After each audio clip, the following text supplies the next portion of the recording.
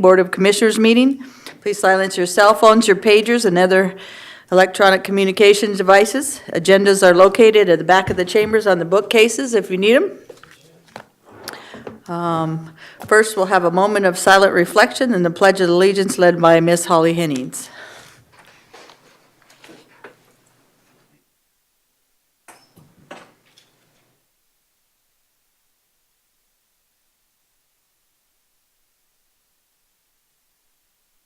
Thank you. I pledge allegiance to the flag of the United States of America and to the republic for which it stands, one nation, under God, indivisible, with liberty and justice for all.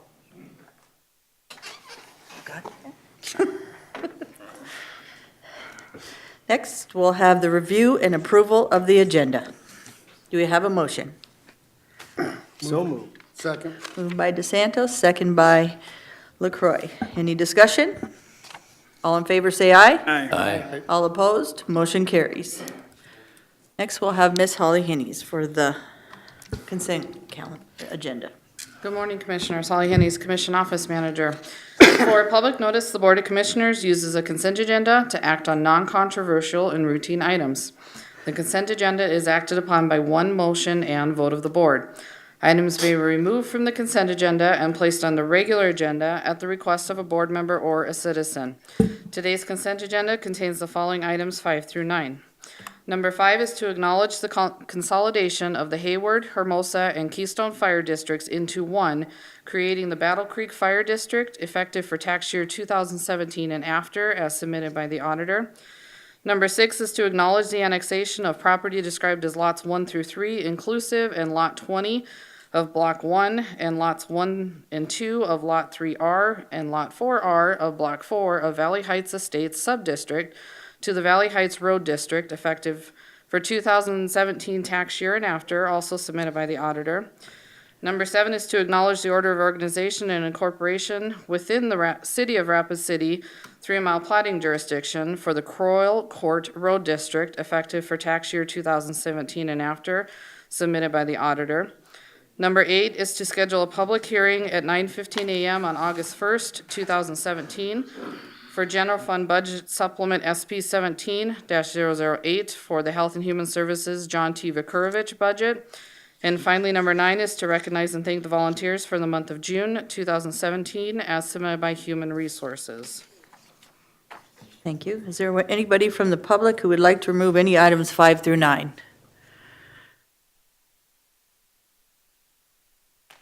Good morning, Commissioners. Tina Mullally from the Valley. I'd like to pull number 6, just to ask a question. Number 6 by Ms. Tina. Is there anybody from the board who would like to pull any items 5 through 9? I would like to pull number 5, if that's okay. So we have the removal of number 5 and 6 with approval of 7, 8, and 9. Do we have a motion? I move to approve 7, 8, and 9. Second. Moved by DeSanto, second by LaCroix. Any discussion? All in favor say aye. Aye. All opposed, motion carries. Number 5 is about the consolidated into one fire district. Just a couple of questions if we have the fire administrator, Mr. Jerome, here.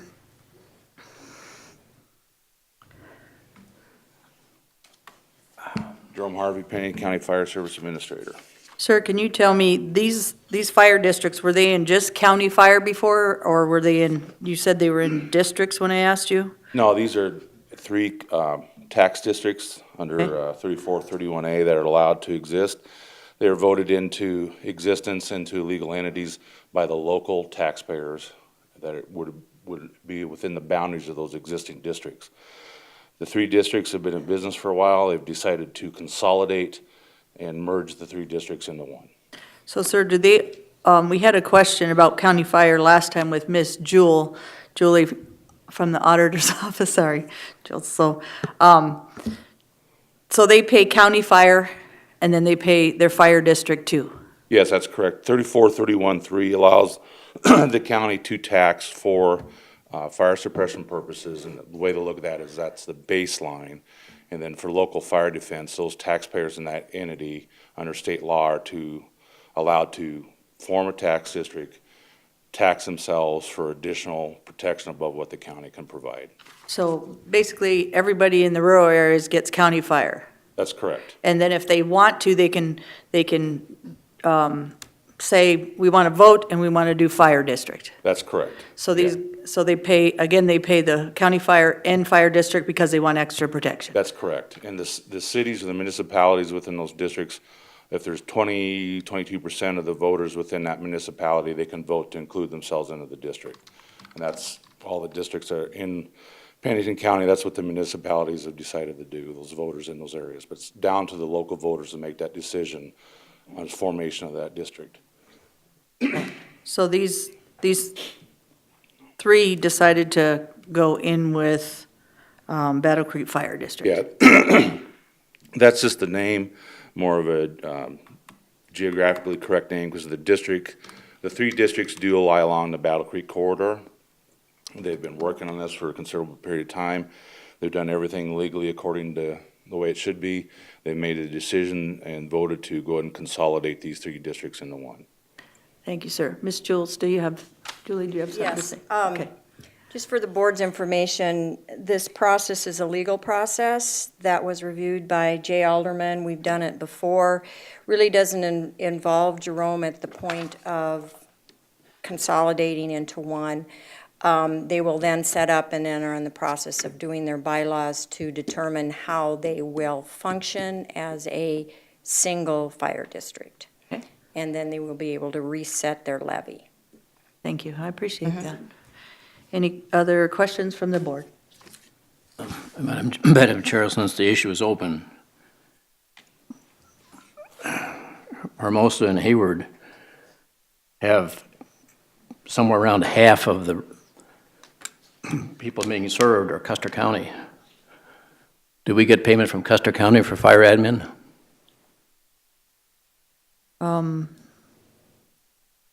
This is about Battle Creek, but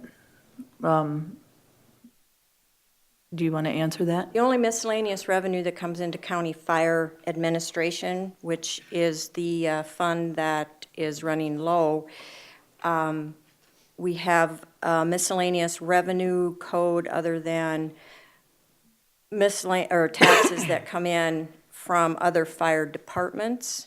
We don't have any coded for another county. But So bottom line is we get no revenue to pay for quote-unquote county fire from Custer County, even though we are servicing them. Hayward's about 50-50. Hermosa is probably more than 50-50. they get tax money from Custer County. We set one levy, we roll their values into our levy calculation, and they are given the levy. It's approved by the state. But that's the fire district levy, not county fire. And that's exactly my point. On my tax bill, I've got two line items for fire. One for Hill City Fire District, which is what you just talked about. The other is for county fire. Yes. And only those of us rural pay that. Rural in Pennington County. So Hill City and Keystone get a free ride. Custer County gets a free ride. Fire administrator? Yeah, just for clarification, in the state law, the municipalities are allowed in those tax districts to vote into those particular fire districts. There's no money coming from Pennington County taxpayers being paid into Custer County for fire suppression. The money that is paid by inside of those tax districts, that would be across county lines, is to benefit everybody that's within that tax district, including taxpayers within Pennington County. But the cities such as Hill City voted themselves into that district. But the state law clearly states that about who pays what, and that's under state statute, and the Pennington County follows the state statutes. So they don't have to do that fire district. They can just pay county fire if they wanted to. Yeah, if they wanted, when the district was formed at that time, when the Hill City Fire Protection District was formed, people within that district could have petitioned themselves out of the district at that time, but that's all under state statute. Currently, Box Elder pays, the city of Box Elder pays into Box Elder Fire. Hill City pays into the Hill City Fire. Keystone pays into Keystone Fire. New Underwood pays into New Underwood Fire. So all the large municipalities, all the municipalities that have a formed fire district around them pay into the fire district. And they voted for that to happen. Yes. We just didn't make them do their fire district. Didn't make them do anything. It was petitioned by the people. Thank you. The people form these. They have a vote to form them. And yes, the council at the time of each one determined whether they would. Now, they pay into the fire districts. Rapid City, Wasta, Quinn, and Wall. Wasta, Quinn, and Wall do not have an organized fire district, but regardless, they still pay county fire. The people that do not pay into Jerome's fund, which is county fire, are if you are located in a municipality. Right. That's Pay not to in the fire fire. district. And that's wrong. And No. does Custer County give us any money for the service we provide them? That you'd have to Bottom ask line. them. I'm not familiar with what you're talking about by services that we provide to them, but the people within that section of those tax districts that pay into that district, that money services the whole district. And that money comes back in to benefit the people within that district that are tax-paying members of Pennington County. Excuse me, we're not talking about the district, we're talking about county fire. You get money into your fund from Custer County for any reason. No, we do not get money into the fund from Custer County. Thank you, ma'am, that's all I have. Okay. We do not pay Custer County for any services. The bottom line here is, guys, we go to Custer for Pennington County. Custer comes here. We have done some of the districts for the reservation that we have helped. They have helped us. It's kind of a team effort to help each side. So Custer does come here, and they have fire districts, and help us, and we go there. That's So, not the issue, ma'am, but okay. just for the record, if I can, 3 counties are served by Pennington County Fire, and we get no remuneration for them. They're talking about Lawrence County, Meade County, and Custer County. All 3 of them, the fire districts overlap. County fire, which I pay to, and I'm only one of the 5 sitting up here that pay into that fund. We service those 3 counties for free. Thank you. Denny, I'd like this reiterated because this has been said twice. Denny, can you reiterate the facts on that for me?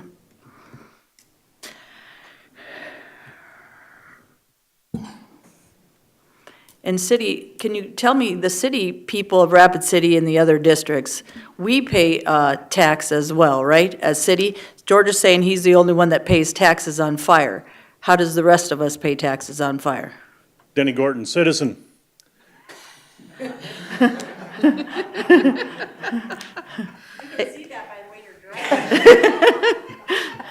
Uniform. Okay, citizen, tell us Okay. the facts, please. The other counties do not get free services. Pennington County Fire does not provide any service to Meade, Custer, Jackson, or Lawrence, okay? Make that very clear. We also got to remember that Box Elder, North Haines, Doty, New Underwood, and Wasta also provide service to Meade County. And Meade County does not pay them anything for their services. So it's a quid pro quo, all right? Any resident inside a municipality, in other words, every citizen in Rapid City, does not pay into the county fire fund. Even though they get services, they get some help. There's coordination, there's oversight, there's mutual aid, there's meetings, okay? So there are some services that are provided. Call it what you want to call it. So also those inside Hill City and Keystone and New Underwood and Wall, those also do not pay into the county fire fund. That's by state law. If you don't like the law, go and change it. I'm sure the fire service in Pennington County would be happy to support anybody who wants to go change that law. Madam Chair. Commissioner DeSantis. So for clarification, Denny, our county fire doesn't respond to fires in Custer County? Absolutely, our county fire administrator does. You have to remember that Hermosa, covers part of Pennington County. They cover Pennington County residents. Are we supposed to just ignore those residents and say, no? Hermosa is a Custer County Fire Department, so we're not gonna do anything for you. No, the Fire Service Board looks at it and says, Hermosa provides service to Pennington County residents who provide and pay taxes into the fire fund. So we're gonna provide those Pennington County resident services. If there's planning and zoning issues, if there's something else, then the fire administrator. Once those planning and zoning issues are in Custer County, no, we don't do anything with it. Hayward is a Pennington County Fire Department. Keystone is what we call a Pennington County Fire Department, just because their fire hall is on this side of the line, Right. okay? Thank you. Blackhawk is a Meade County Fire Department, but look at all the hundreds of people that they provide service to. Yes, sir. Madam Chair, let me finish with this, but very simply. My good friend in Hill City has a house in Hill City, in the city limits, and a house outside the city limits. He has 2 line items, one of them being fire admin for outside of Hill City. Inside of Hill City, he has 1 line item, period. That's a fact. Thank you. Commissioner Ferber, you are absolutely correct. Absolutely correct. That's the way state law reads. Okay? No ands, ifs, or buts. If you would like to propose a change in state law, the fire service will support that change and they'll help you. But the fact is, we are, those of us that are paying are giving others our money that don't pay in. We are picking up the load. Thank you. So tell me something. If you have $700 and it's .86 that you pay, because that's our levy, how much does somebody pay for the fire service in county fire? What, 50 bucks, 60 bucks? I'm gonna Something like guess, that? unless my math is incorrect, I'm gonna guess 56 bucks at .086 mils. I think that was the last. Yep, .08 .86. is at $5.60. I think it was .86. About, maybe, we'll call it 10 bucks. So you pay about 60 bucks, 10 to 60 bucks. If it's .86, it's 60. If not, it's 8 bucks for your fire service in rural. $300,000 of value, pay There you go. There you go. So you pay, that's not very much for county fire. Thank you. You're welcome. Next, number 6, or we need to vote on number 5, please. Need to vote on it. I'd like to speak on it Oh, I'm first. sorry. Commissioner LaCroy, I didn't see you, sir. Thank you. I think the bottom line is fires don't know property lines or county lines, and working with our neighbors is what we do best here in our community. And the service that the Pennington County Fire Admin provides is training, coordination, and so forth, administration, and as he said, also determination of codes and so forth, coordinating all that. And I think that's something we're kind of bypassing on this. And so I applaud our drone and our fire administrations for doing the work they do and getting our people trained. It's tough to get volunteers to do the job, and that's part of what they do, is bringing them in together to work together. Thank you. And on that note as well, we've had a lot of fires lately, and we'd like to commend all the first responders in those fires and those accidents that we've been having. We appreciate all their work, so, and there's been a lot this year, so thank you very much for your service. Amen to that. Yes, sir. Do we have a motion to approve number 5? Move for approval. Moved by LaCroy, second by Buskerud. Any discussion? All in favor, say aye. Aye. All opposed, motion carries. Number 6, Ms. Tina.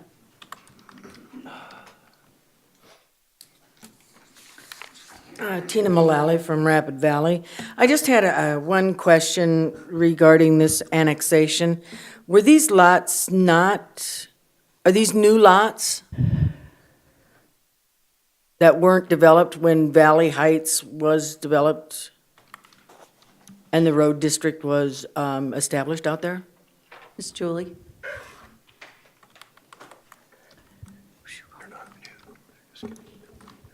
I can't answer the age of those lots in comparison to when the road district was filed, but the road district and the people requesting annexation followed the statutes for how to be annexed into an existing road district.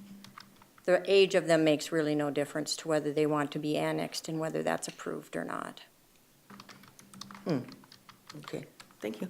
Thank you, Ms. Tina. Any other questions on number 6?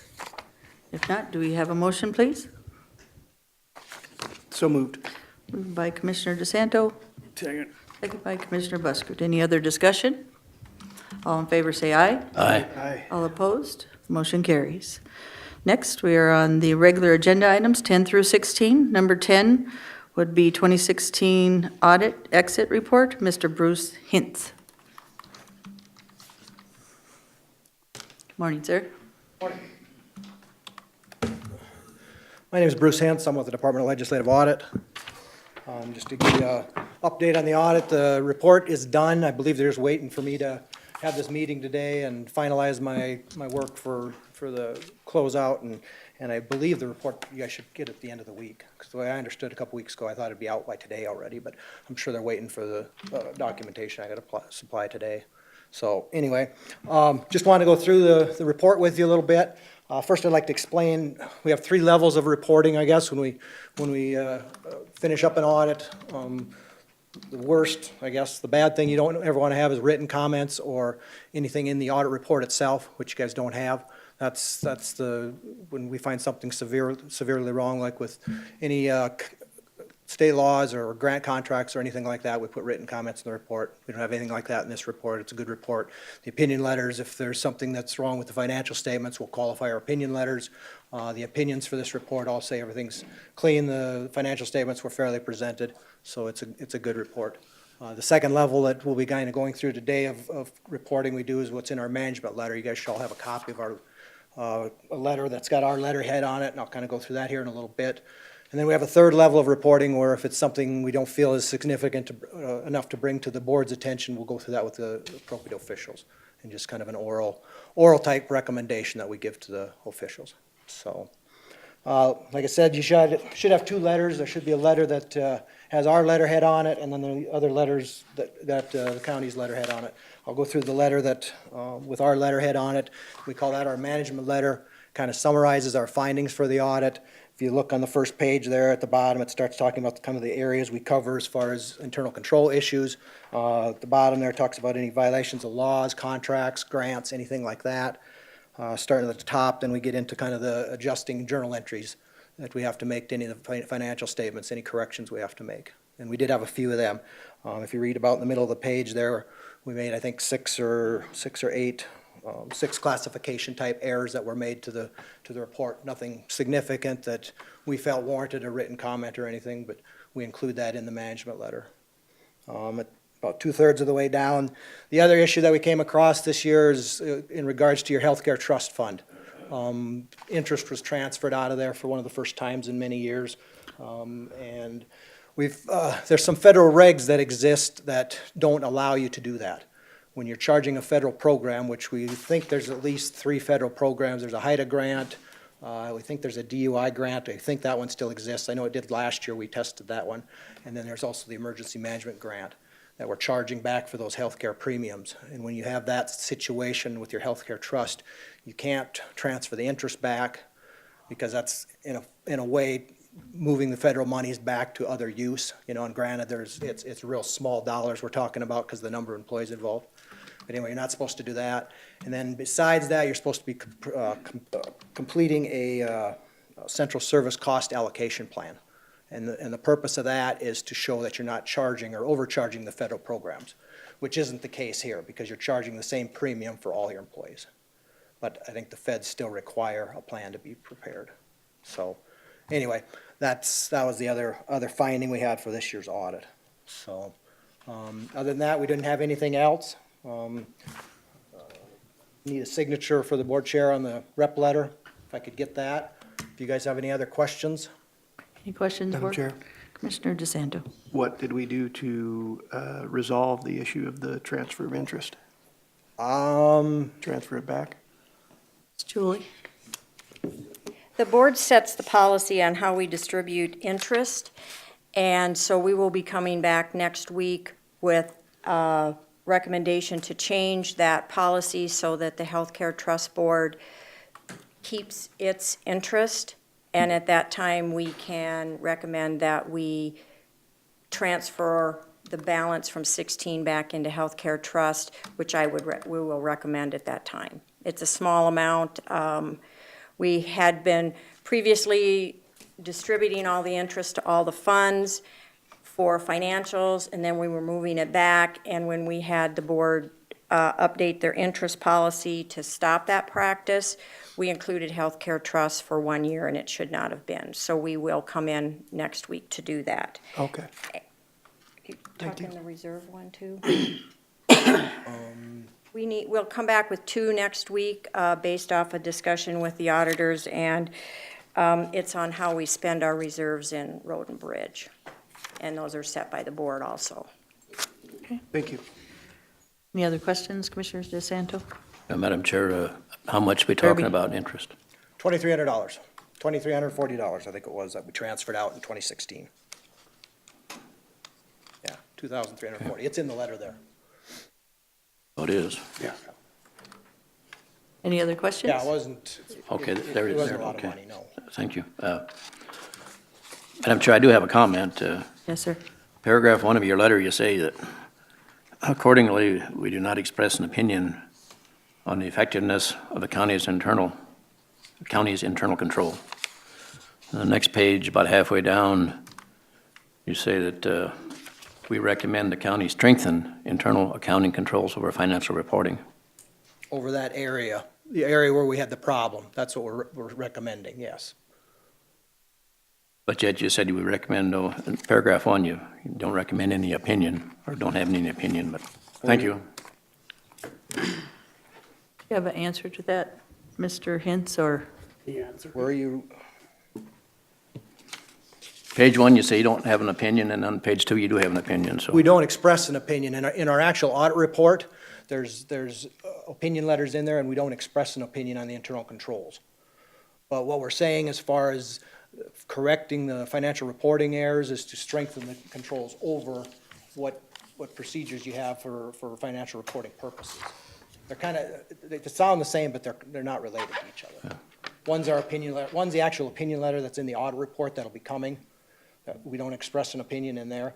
What we're saying as far as the recommendation and as far as the financial reporting is to strengthen the controls so we don't have errors in the reporting.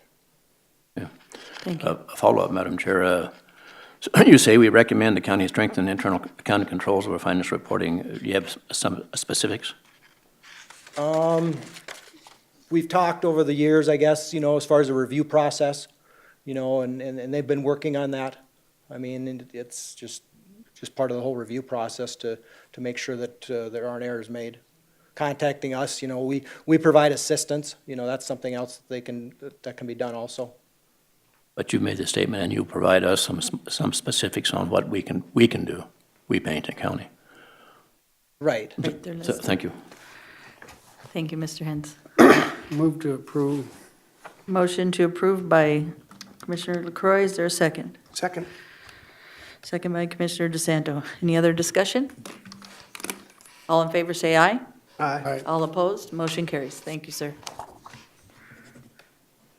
Sir, thank you, Mr. Hintz.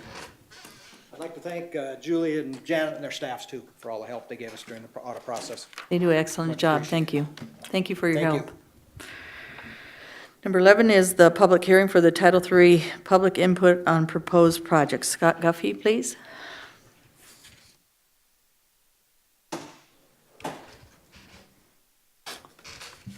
Yeah, this is just a federal requirement in spending down our Title III dollars from the Secured Schools Rule Act. I think we got, after this year, we'll have about 34,000 left in it. It hasn't been, it's not in the president's budget. It goes through this every time it comes up, and I don't know if they'll get approved this time, but one promising thing I saw, the Resilient Forest Service Act, House Bill HR 2936 that just got out of the House and Natural Resources Committee opened up some of those restrictions on the Title III dollars. Post 2008, it really kind of handcuffed what we could do with the monies at the county level.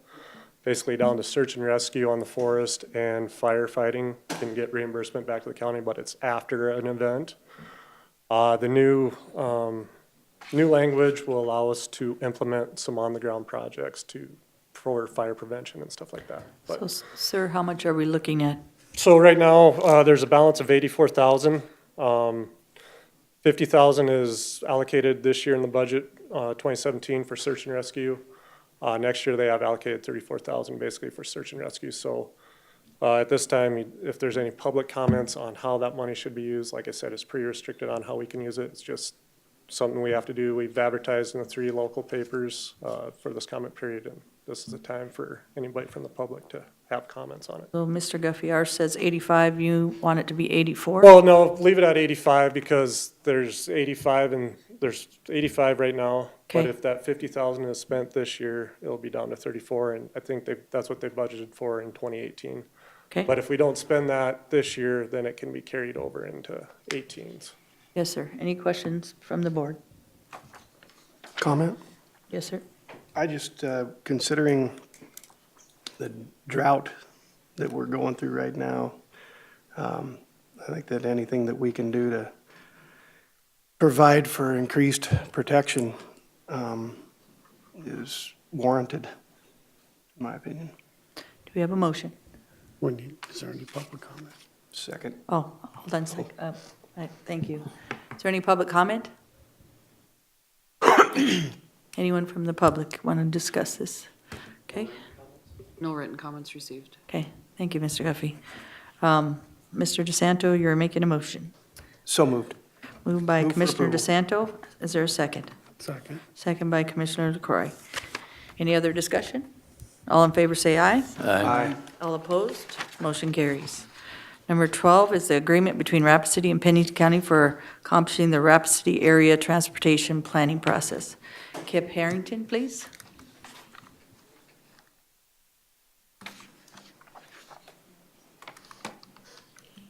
Good morning, Kip Harrington, Long Range Planner, Rapid City Area Metropolitan Planning Organization. The Executive Policy Committee of the Metropolitan Planning Organization approved the study in December of 2016, which will study North Elkville Road. Thank Which you, will Kip. study North Elkville Road from the I-90 interchange all the way up to the Meade County line. As you may be aware, the road is not in the best of shape, and with the new development up along there, there's quite a bit of traffic on that road. So this study will identify different options for the roadway as far as alignment, cross-section, turning lanes, things like that. Study is expected to cost around $100,000, of which 81.95 will be paid for by Federal Highway Administration planning funds, and 18.05% is a local match. And since this is a multi-jurisdictional road, we took the percentage of roadway frontage between Pennington County, City of Rapid City, and the City of Box Elder, and have apportioned that match out. So as you can see on the memo, the share of Pennington County would be $8,664 of local match.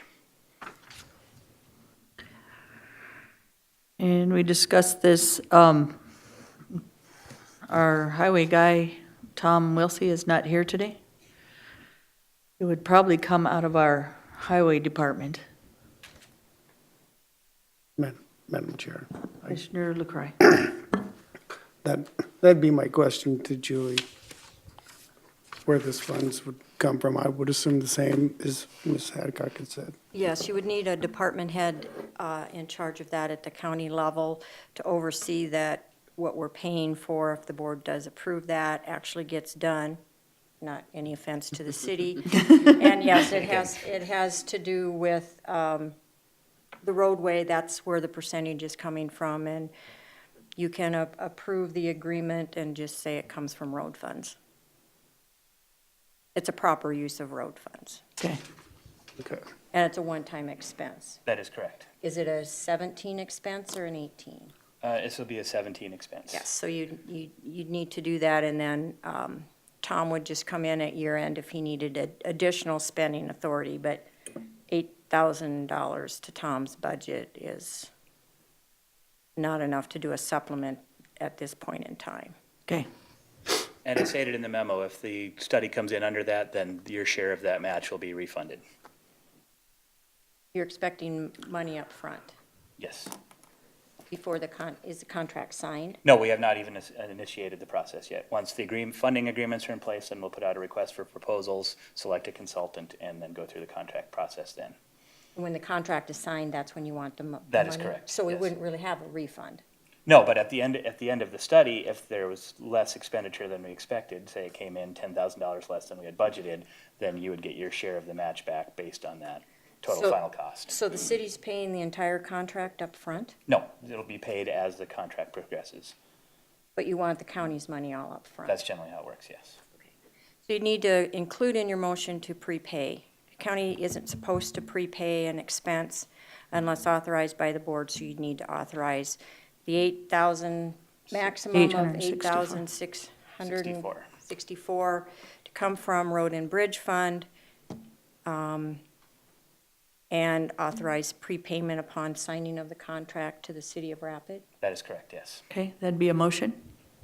That'd be my motion. Motion by LaCroy. Is there a second? I'll second it. Second. Discussion. I'd like to hear everybody's opinion on the board. Okay. On page 1, your memo, Mr. Harrington, says staff recommendation. Who's staff? The staff of the Rapid City Area Metropolitan Planning Organization. So they're recommending to us that we authorize. Yes, sir. It's not our staff, it's your staff. It is the staff of the Metropolitan Planning Organization, of which Pennington County is a member. Yes.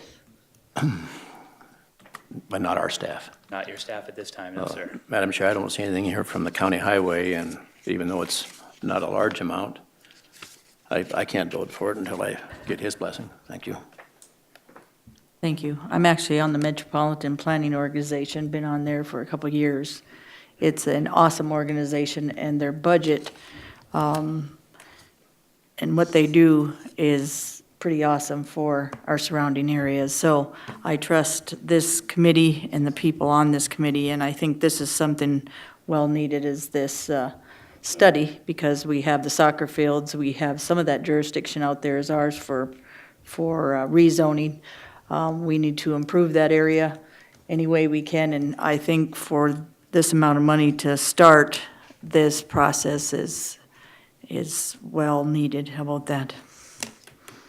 Madam Chair. Yes, sir, Mr. Buskerud. I'll probably vote in favor of this because I don't think the amount of money is that great. But, we study things to death too. And here's another $100,000 for a study. And I'm afraid it's going to come up, we're going to they want to fix that road, which it probably needs with all the traffic now generated out there. But I'm not sure that the county should be paying over half of the cost of it. So when that comes around, there will be some more discussion, but right now, that's enough. Lloyd, got anything to say? A substitute motion. Hold on. Commissioner Farabee, we have a Mr. LaCroix would like to speak, and then we'll have your substitute. I tend to agree with Ron on that, on the expense of paying half of that road. But I think this outlying area with these newer exits, it's exploding out there, and I think we need to go into it with a good plan, because we're already have discussions of rechanging, is that exit 61 by the Flying J? Yes, that's correct. And doing that type of stuff, and we're talking about some other ones. I mean, I think we need to go into it with a good plan, and working with the three entities that are all involved is going to be essential to getting this done. And so that's why I'm in favor of the motion on the floor to approve it, taking it as it is. Thank you. Commissioner Farabee. I move that we continue or postpone this item until the county highway superintendent has a chance to weigh in. There's been a substitute. Is there a second? I'll second that. Second for discussion. Any discussion on the substitute? Not? Go ahead. I think I think we could wait if the commission wants to, but I think this is a decision we can make right here now, without having to wait. I agree, and this is Box Elder, Meade, Pennington, this whole area, so it's not just us, and the 8,864, I think, will be well spent on this quarter from us. And we do have it in our road and bridge, so I'll be voting for it as well. Madam Chair. Commissioner DeSanto.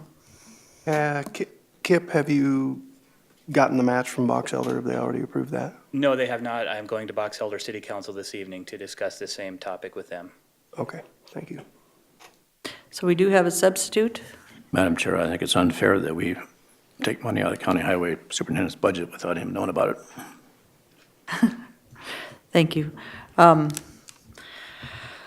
in favor of the substitute motion, say aye. Aye.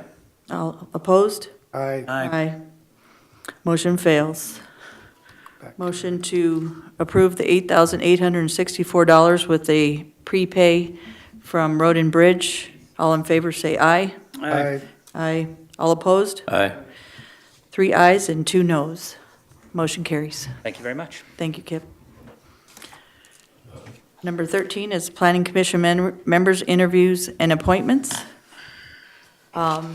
Commissioner LaCroy, could you tell us the process today for moving forward on the voting? After a little bit of discussion, we decided that what we do is, I think Holly's got some lists made up. If the board's in agreement,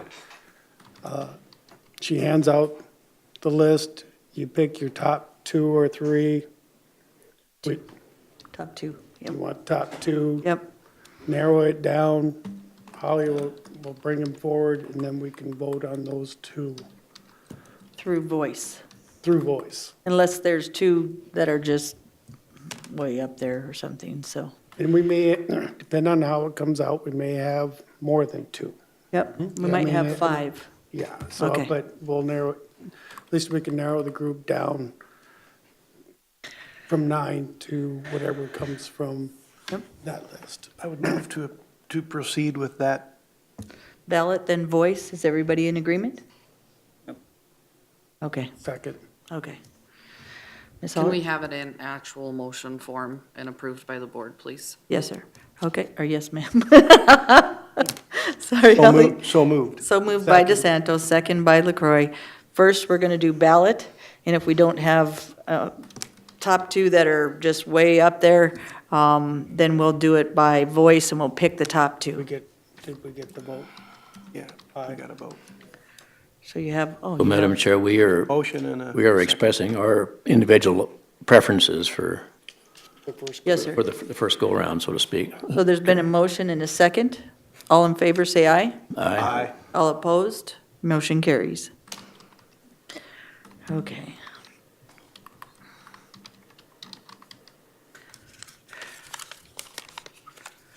Ms. Holly will collect those from you guys.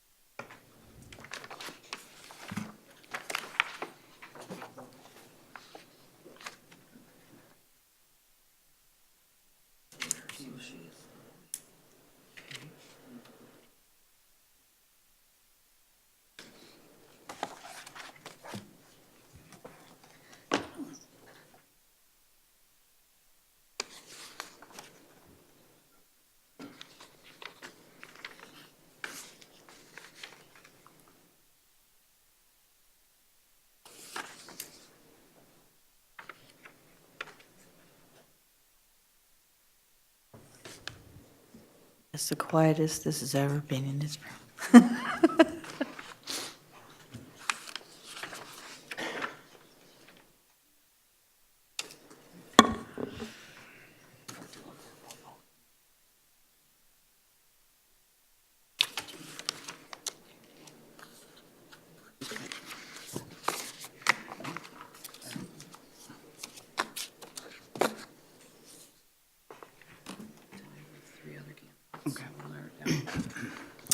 Okay, so we have Catherine, one, she's got 3 votes.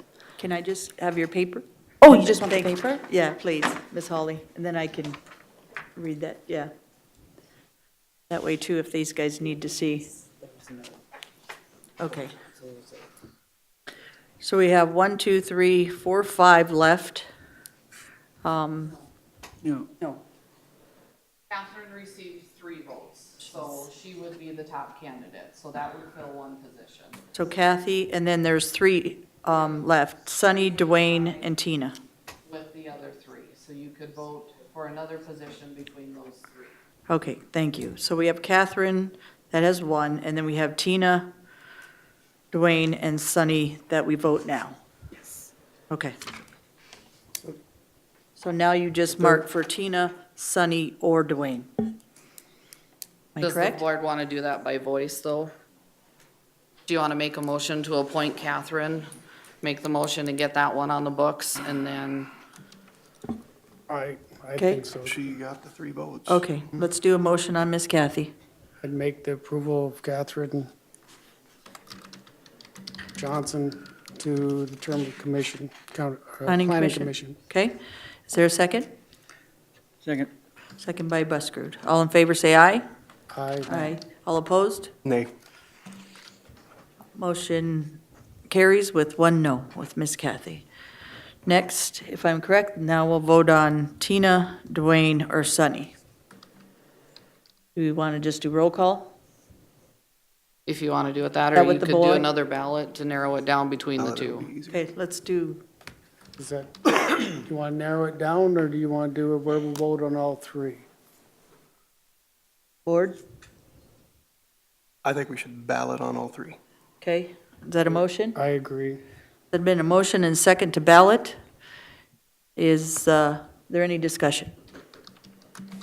All in favor, say aye. Aye. All opposed? Motion carries. One more ballot. Maybe. Always writing fast. Okay.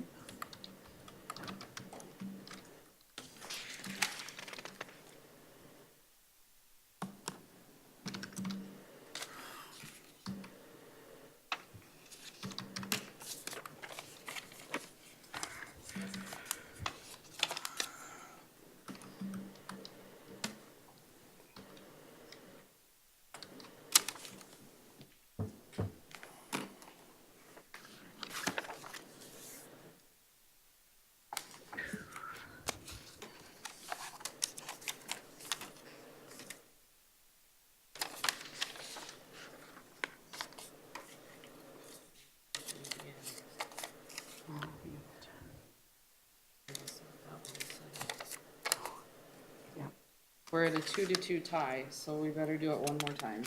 Okay. Now it'll be between Sunny and Tina.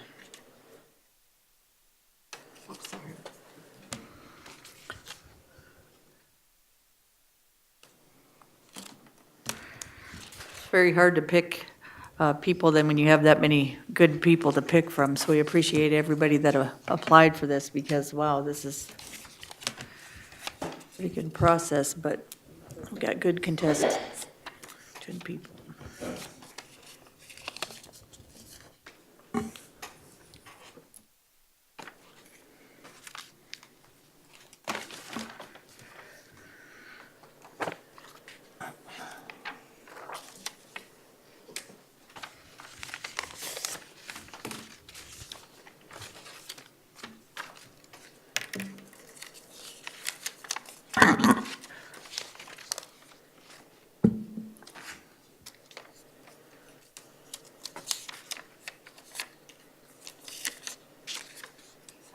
Yep.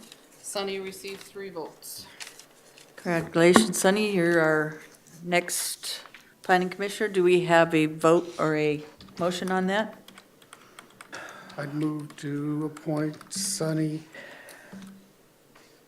Rivers to the planning commission. Is there a second? Second. Second by Mr. Buskerud. All in favor, say aye. Aye. All opposed? Aye. 3 ayes and 2 noes. You are now appointed with majority voting. Commissioner LaCroy. I just wanted to make the comment that, this was a pretty big turnout. I think we originally started out with 12 candidates that wanted to be on the planning commission. And I appreciate all your guys' efforts for coming through for the last couple weeks and going through this process. And to the new appointees, welcome, because it's going to be a good challenge, and I think we've got some good people that are going to do some good work. So looking forward to working with you. Thank you. Thank you, Lloyd. Any other comments? Madam Chair, last meeting I said this, we should be doing all this in public, and we didn't quite get there yet, but I don't think that open meetings laws allows us to vote in secret, but it's what it is. And if I recall, Mr. Rivers is not a rural individual, so if I'm correct, we'll wind up with 4 Rapid Cityans on the Pennington County Planning Commission, and that's just wrong. Disagree. I'm going to have to disagree with that because Mr. Rivers has came to many meetings and it had to do with city and county on doing ordinances and different things. So I think all the contestants were good, but Mr. Rivers is well qualified to represent Pennington County, not just rural or city. I'll keep saying it's about team. Hopefully when you get up there, the best thing about having some people that are from the city like myself on here is that I learn more about the rural and the outlining areas, and the better I become as a commissioner. So that makes me more qualified, plus not more, that's a bad word, but qualified to make decisions, and that includes me or a planning commissioner, because I think it's amazing in the last 2.5 years, everything I've learned in the outlining areas that I didn't know. And many people on those outlining areas call me because and others, I should say, but me to come look at their stuff that are in the outlining areas, and it's very eye-opening. I'll agree, George. We might not be rural, but we represent everybody, and we enjoy learning, so all of us do. Madam Chair, I could use the same arguments in reverse, but I personally would feel very, very uncomfortable sitting on a Hill City Planning Commission or Rapid City Planning Commission, because I don't have any skin in the game. Thank you. Commissioner LaCroy. Madam Chair, I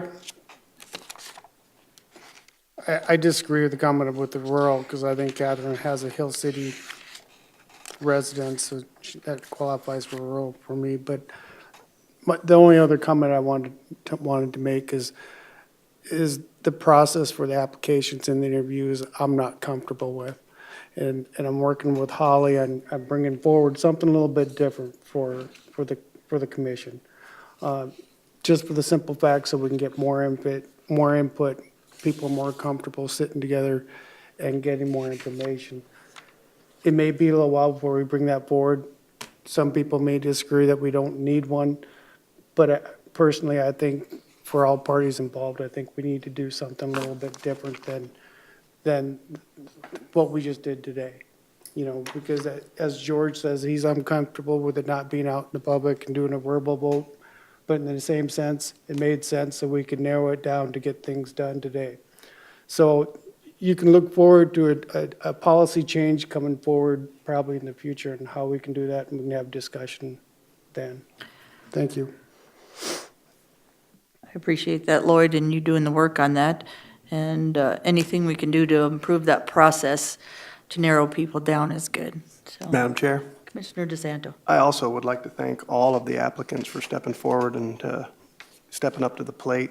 I do, in a way, being a rural resident, agree with George that people that are making decisions, most of our planning decisions are regarding rural developments and questions. And I do feel that we should have more rural people that are directly affected by the decisions that are made on the Planning Commission, making those decisions. It seems to be that would be more fair for the rural residents. But I'm not disagreeing that city folks can also learn from the experience and make good decisions as well. It'd just be nice to have some more rural people on the board. I appreciate that. But I have more rural people call me than city on the telephone, so they must trust that us city folk can make just as good a good decision as any other commissioner on here. And when I talk about Pennington County, we have Hill City, we have Wall, we have cities and counties and townships in this whole area. So if I'm not a township, I shouldn't vote on a township, or I shouldn't. No, I think you're here in a learning process, and I believe we do our homework good enough that when we do rural people stuff, at first, when you first start, I'll tell you it's a challenge. But when you get used to those challenges, I've always liked those challenges. So I think you get more bored if you just stayed in the city and did your stuff, or rural and do your stuff, because when people call me, they call me from both sides, city and county, or city and rural. So I like to learn all of it, but I understand what you guys are saying in one sense, but the other, I like the challenge, and it's been a great challenge for me, so. Anyway, on that note, thank you for your comments. Number 14 is items from the auditor. Thank you for your participation, folks.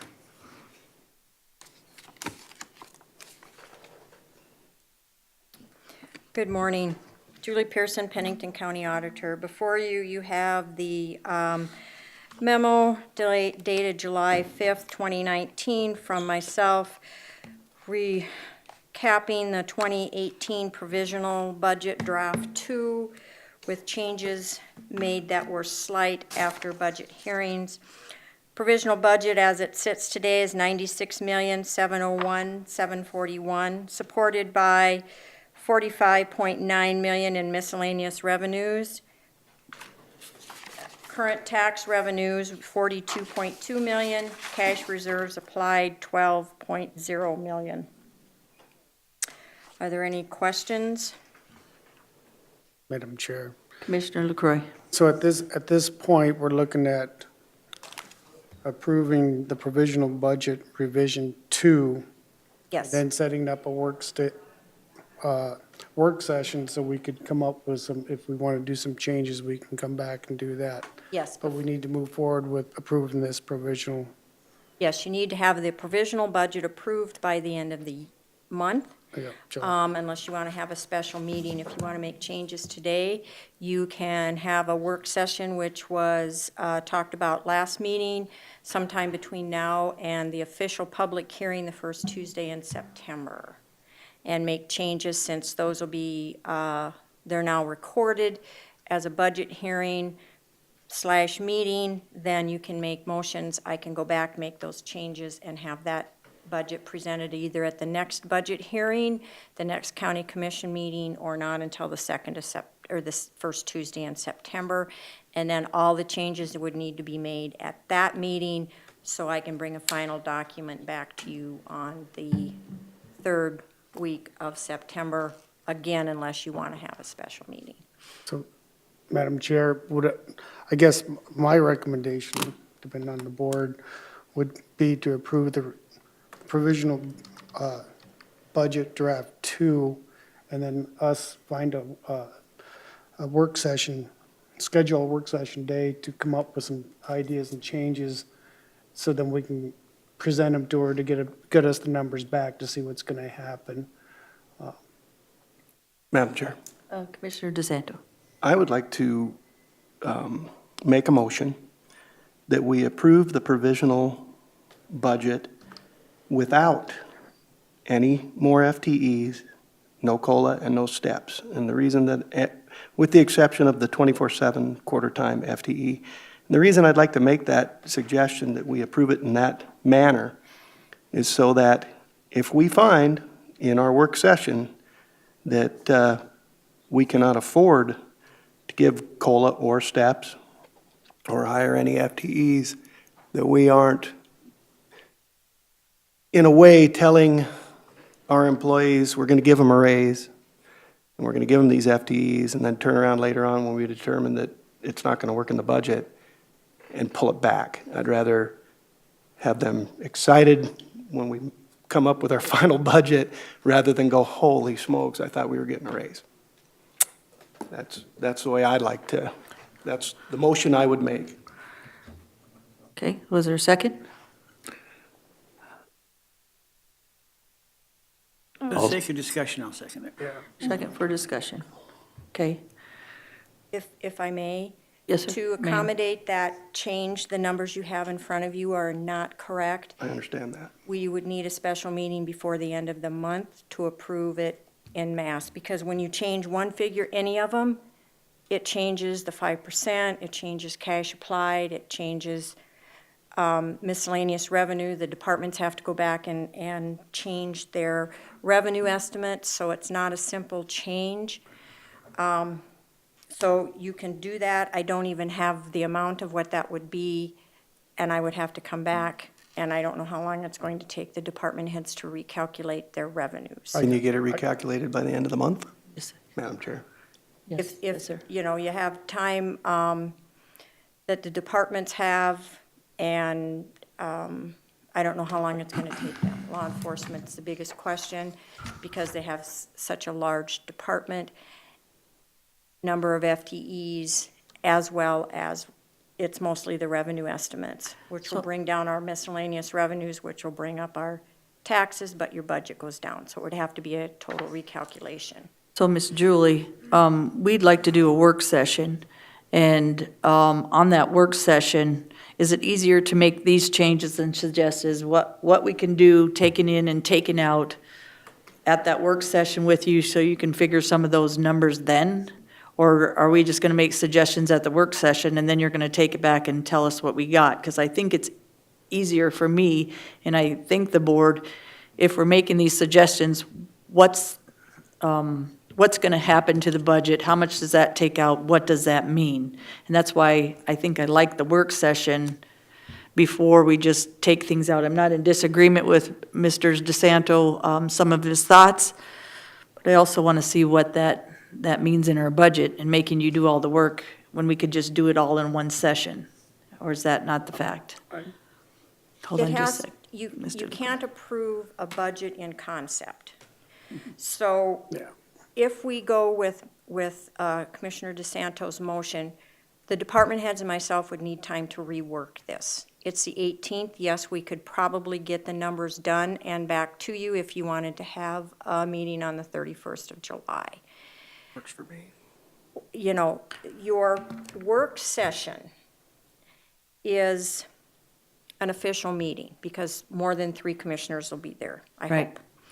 So you can make motions at that, which is a little bit different than we've done in the past. We didn't consider a budget hearing an official meeting, but with open meetings laws now, it has to be.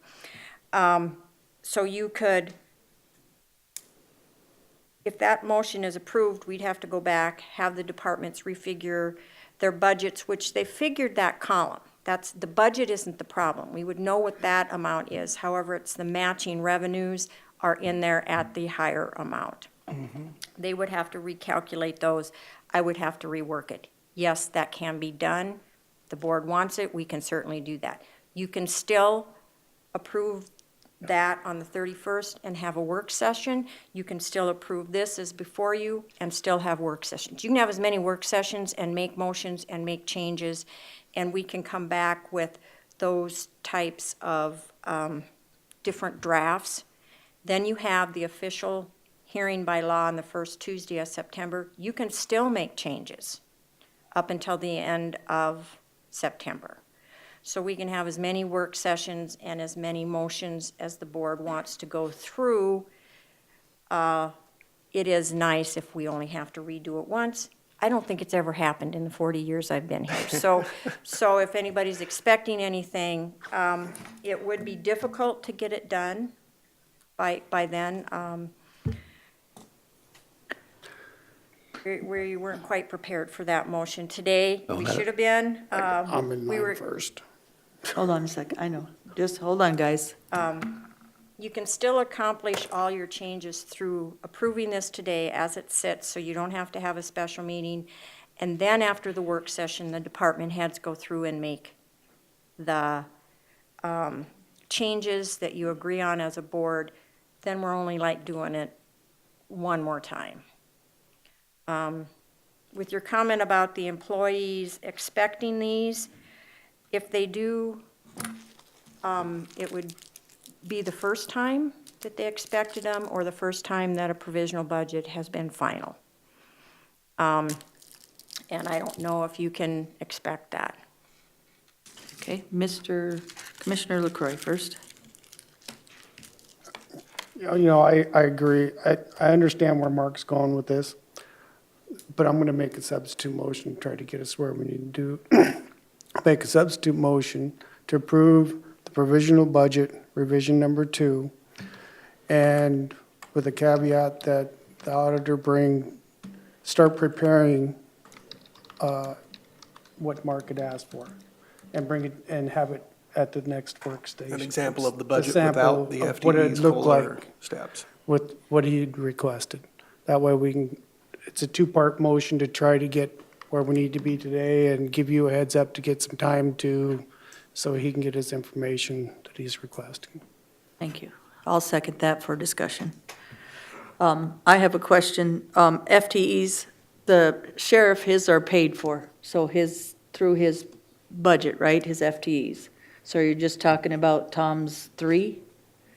Or you're talking about the sheriff's funded ones as well? He funds them through his grants from the feds and through 24/7. I'm talking about what we're funding, so the highway department FTEs. So those and 3 any FTEs. others.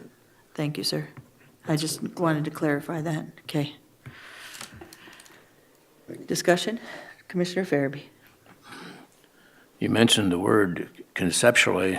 We can't approve a budget conceptually. Can we approve a provisional budget provisionally?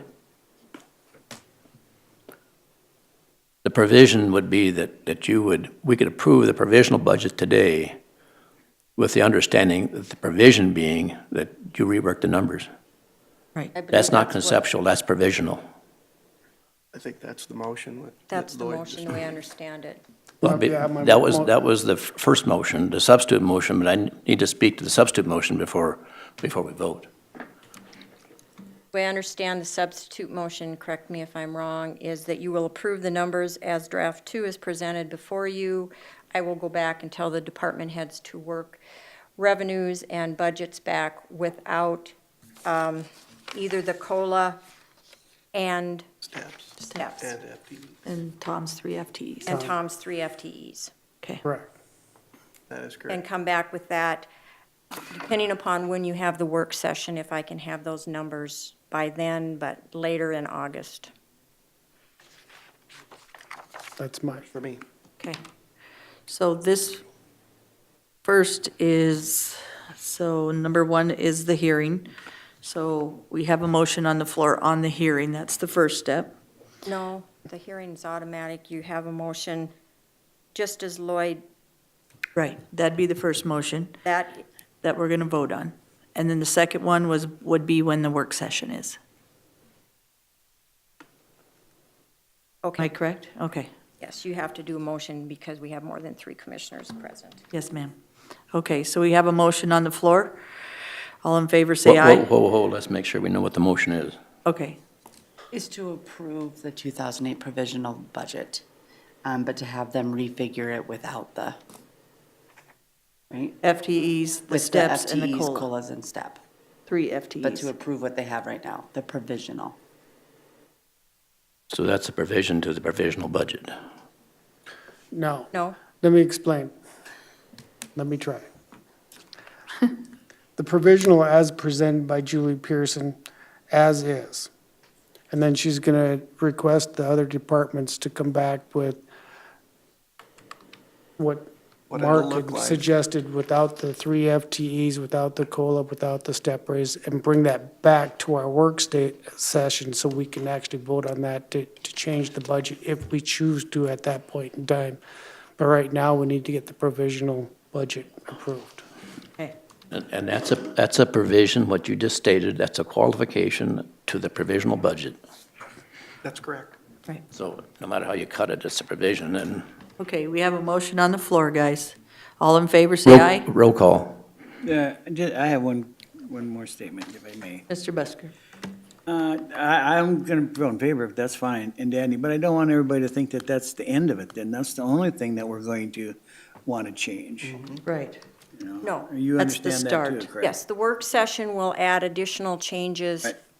trying to compromise between Mark's, which we have the budget numbers there, we just don't have the revenues side of it. And yes, you can still make any changes between now and the end of September.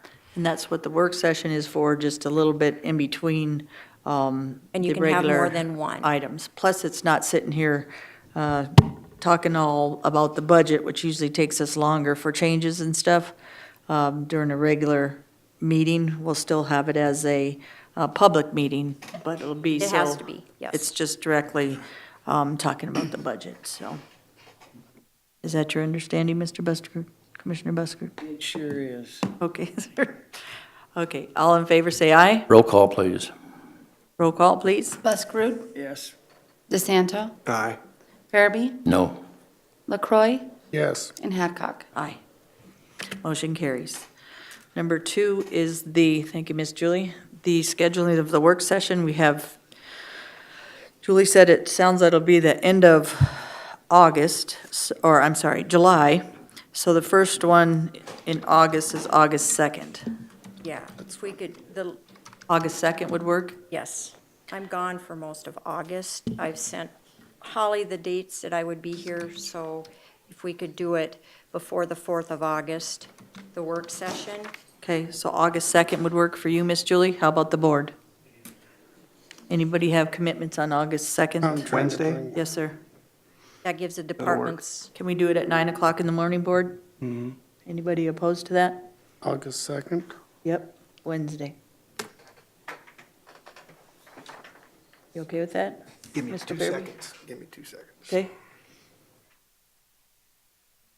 Is there a motion? Um, Oh, he's waiting to check his. Commissioner DeSanto's looking at his. Mr. Busker, did that work for you, sir? Yep, that'll work. Commissioner Fairby? Yeah. Okay, Yes. one left. That'll work. Okay, so motion on the floor is August 2nd, Wednesday, for work session. if I may, and any other work sessions will be set at that meeting. Yes, That ma'am. way it tells the people that we're not done yet, I think. Okay, thank you. So, do we have a motion for August 2nd? So moved. Moved by DeSanto, second by LaCroy. All in favor, say aye. Aye. Aye. All opposed? Motion carries. Thank you, Ms. We'll Julie. try to get, I don't know if I can get it done by that Wednesday before, but I'll try and have it by Friday before the 2nd, which is what? 28th. 28th, to Holly. Okay. And Commissioners, if there's any changes or any suggestions to this budget, try to get that before August 2nd to Ms. Holly before August 2nd, or at least the week before, so it gives Julie enough time to look at your numbers and see how that affects our budget. So if you have more additions, subtractions, or anything to that provisional budget, or any suggestions that you have, give at least Julie a week or so to figure that out. Instead of just at the work session, it's going to be a lot harder for her to just run the numbers through all this budget. Will tell you right now that, that won't work. Okay? I will not take individual changes from the board until we have a motion. Right. So I will bring back the budget as fixed, as suggested in Lloyd's and basically Mark's motion, and that's what the work session is for. I will not make changes on a budget on the fly on the 2nd. I will have to have time to take them back. The department heads can refigure their revenues, whatever change you make, and you'll have to have another work session, or we can bring it back for further discussion on the first Tuesday in September. Well, That by law, you have to have that as a public hearing. some of this, if Holly gets, can work with some of the commissioners as well with those numbers, and then maybe with some of your staff. So if some of that they want to just take a look at, I think beforehand, I think if they need some help, I know Miss Holly and some of your staff maybe can help them with some of that. It doesn't have to, if they've got 10 things on their list, I mean, that's pretty hard. But if they have like 1 or 2 things on it, I think it's not a bad suggestion than to just throw it out there and say, August 2nd, have another work session. I usually will do my homework on it with you or somebody else before I get there. That way, I kind of know where I'm going at the end. So some of that would be very helpful to the new ones and people like Mr. Busker and me and George that been here for a little bit longer. Madam Chair. Commissioner LaCroix. I agree with you, Julie, because, amount of work changing a lot of that stuff, but I also agree with Ms. Hadcock with communicating to Holly that some of our needs, because then she can organize them into either for the meeting or maybe she can get answers to them quickly, but Direct them toward the department heads. yeah, or, however it works out, but I definitely understand you don't want, you'd be going in 20 different directions. 20 different That's why Yep. she can filter that for her. And I guess that's what I meant, because that would be crazy, and you're right, Miss Julie, for you to run every number that we decide, but if we can do some of that simplified, that's easier for maybe Miss Holly or someone to make sure those numbers are right and then bring it back to you on that work session, that would be nice. I guess that's what I meant, but. Madam Chair, Yes, sir, Commissioner DeSanto. how much time should I set aside for the work session? The whole day? Yes. Yes. Okay. I'm new to this, so. I think it'd be nice just for us to go through some numbers and different things together, just to see what that all means. So we do have a motion and a second on the floor in the work session. We are on item 15. Thank you, Ms. Jules. Did we Yep. voting on 3 different deals? Two different. Just 2, so the September 5th August 2nd. September 5th, public hearing for the final 2017. It could change, but we needed to set that date, didn't we? That's set by statute. That's By the first statute, Tuesday okay. in Yes, September. and I publish that, that's an automatic public hearing, and when I publish the provisional budget in specific format as outlined in statute, I put the public hearing, which is the first Tuesday of September. Which is the 5th. Okay. Okay. Okay. You okay? Yep. Okay. You can set an additional work session on budget between the Before. 2nd and the first Tuesday, Yes, ma'am. as many as you want. Thank you. Next is abatement application, James Hall. We didn't vote. We voted on the work session. We did? Yeah, we did, right? Kara, did we vote on the work session August 2nd? Uh-huh. I Vote thought we did. unanimous. I thought we did, okay. Good morning, Gordon Wendell, filling in, a little hoarse here this morning, filling in for Shannon. The abatement application is for Jim Hall. He is not present today. Property owner deeded the property from himself to himself in 2015. That deed appeared to be a sale and prompted the removal of the owner-occupied classification. Total taxes abated are about $870. Do we have a motion? Move to approve. Moved by LaCroy. Is there a second? Second. Second by Mr. DeSanto. Any discussion? All in favor, say aye. Aye. All opposed? Motion carries. Thank you. Thank you, Gordon. Valley Heights Estate Subdivision Building Permit Moratorium. Hi, PJ Conover, Planning Department. Just need 1 second to get over to a different username here.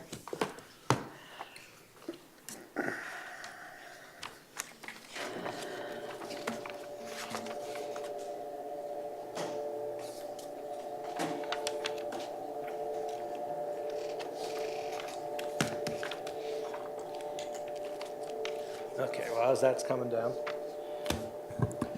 This is a request to put a temporary suspension on issuing building permits in the Valley Heights subdivision.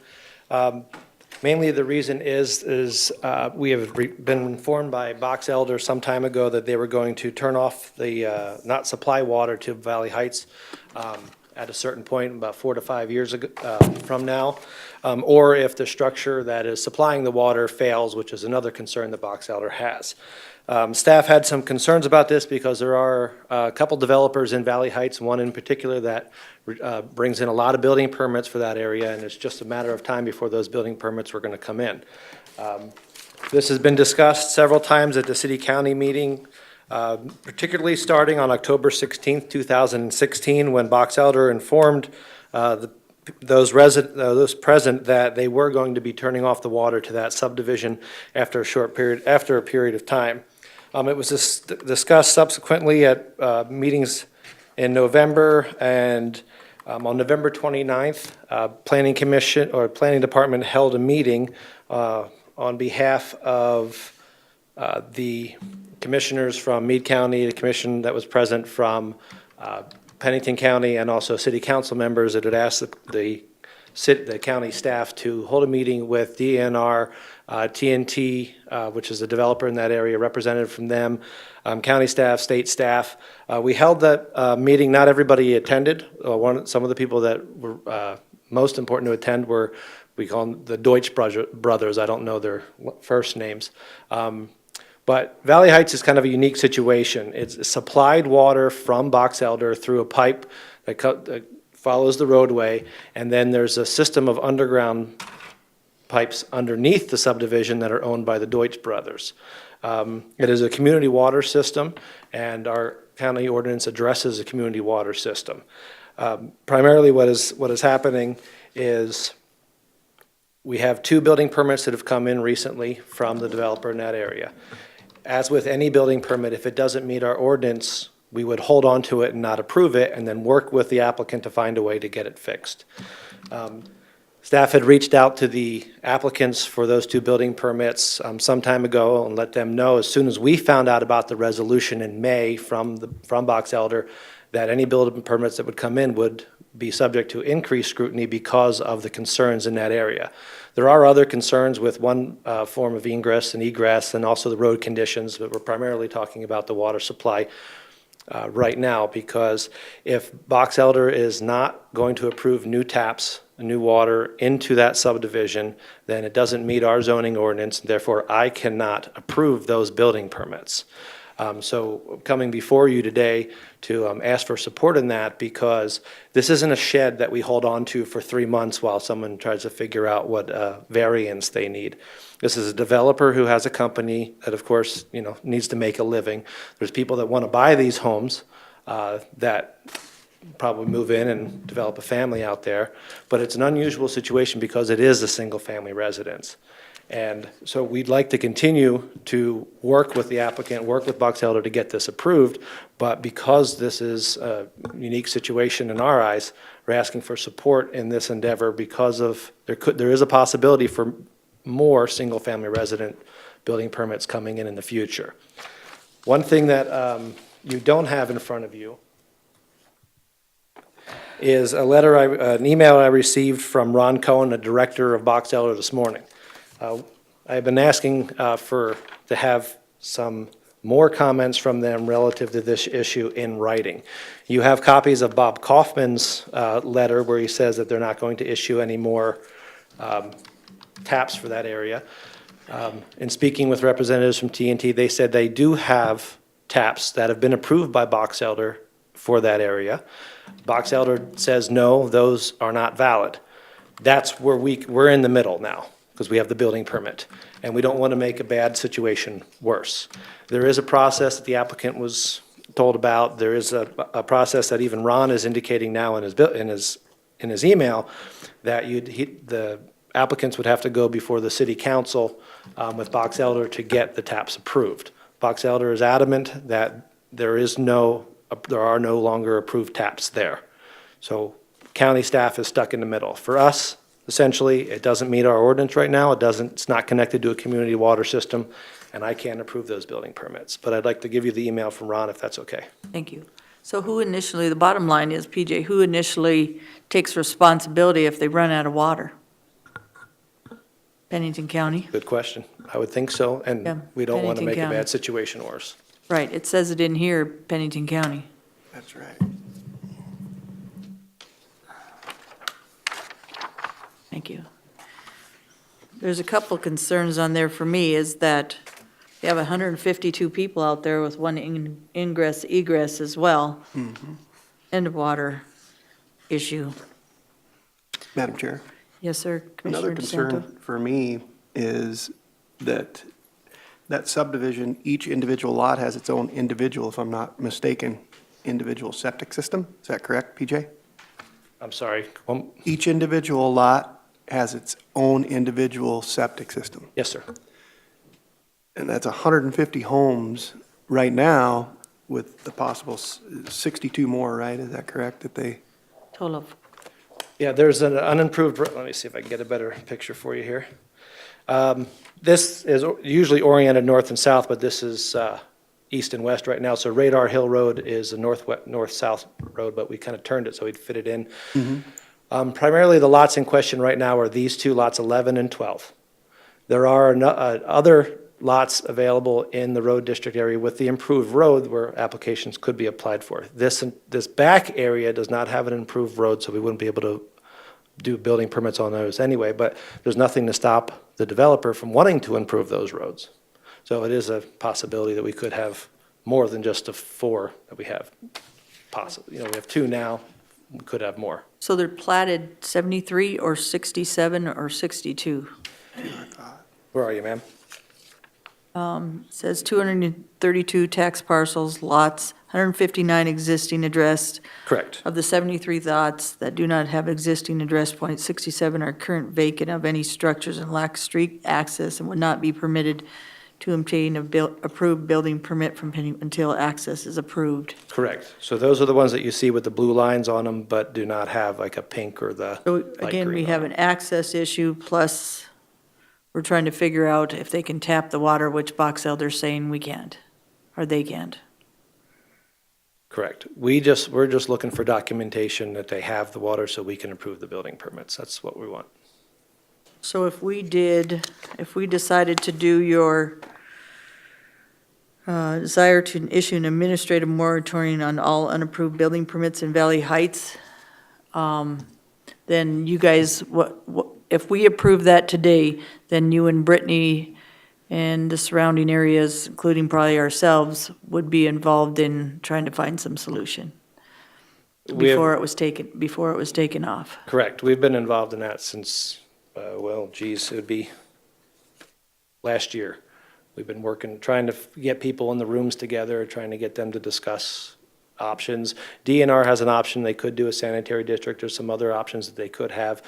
Basically, Rapid City does not want to bring water out there and reduce their capacity, especially from the airport, because they need that mainly for fire flows. And Box Elder is basically has a moratorium now that they're not going to allow any more water outside without city council approval. So when did T&T buy these lots? That I don't know, ma'am. Okay, they're in the audience. So I got one question. Okay, Commissioner LaCroix. I just got one question for PJ. You just stated that, we're talking about a moratorium, we're going through a lot of legal stuff, but you made the comment that right now you can't issue a building permit without them saying, providing water. And if they can't get the water hookup from the city, we're not going to approve anyhow. Yeah. So explain to me the good and the bad between. So in our eyes, the way we're using the word moratorium is like a temporary suspension, not the moratorium as would normally have been used. Because this is a developer, because these are single-family homes and this isn't a shed or a carport that we're holding on to for a while, enacting our ordinance, it doesn't meet it. I can't approve those building permits. So I'm looking for board support in that, and maybe any help or resources that you can help our staff with to find a resolution to this, so work with everybody involved, continue to work with everybody involved to get this done. However, staff not approving these building permits for a developer, it's a little more significant than what we normally do, so we're looking for board support in it. Plus, if anybody else has lots out there, I think it sends a message that, there needs to be some work on this ingress, egress out of there, plus the water issue out there. I just wanted a little clarification so we know why one of the two. But it looks like we have a lot of people here today that. I think we'll have Tim Kobus speak next and then the applicant, if that's okay. That's I fine. know Tim wanted to come up today and visit. I'm Tim Kobus, Rapid Valley Fire. I'm just here for any questions that may come up about fire flows and things, so that's all I had. So really. can you tell us about the water pressure fire flow out there, and is it significant? For the existing development, the water system has been marginal at best. So it's our position that if we would like to see residential fire suppression systems installed in each individual house from here on out, if possible. That might be a workaround for the lack of water in our eyes, so. Okay, thank you, Tim. Applicants, please.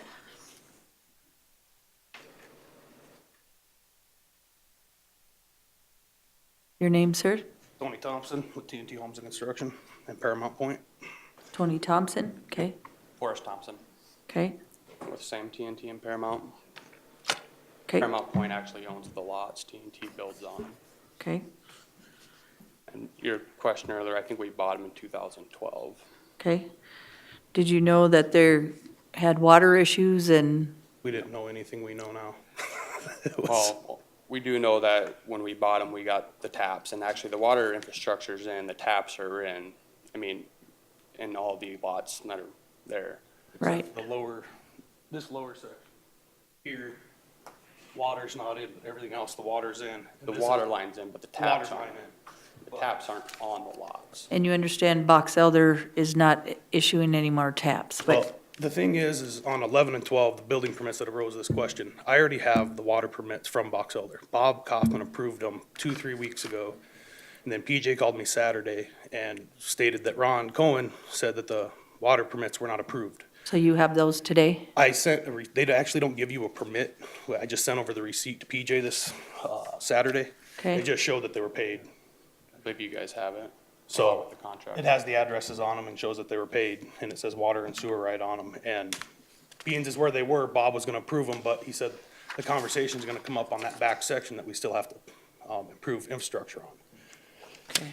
But they keep saying no new taps, and all the taps are in, and there's 60-some taps that are already in there that were approved back when this was put in 2000, 2001. So when they tap, do they have to turn on that, Box stop. Elder has to agree that they'll turn those taps on? Yep. So there's taps in, The but taps they've are in. agreed not to turn them on. Yeah. Am I Well, correct?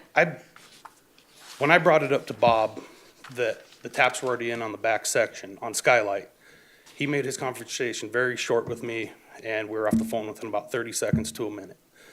And I don't think they realized that those taps were already in there. The only thing that just needs to be put in to make them lots buildable is a road.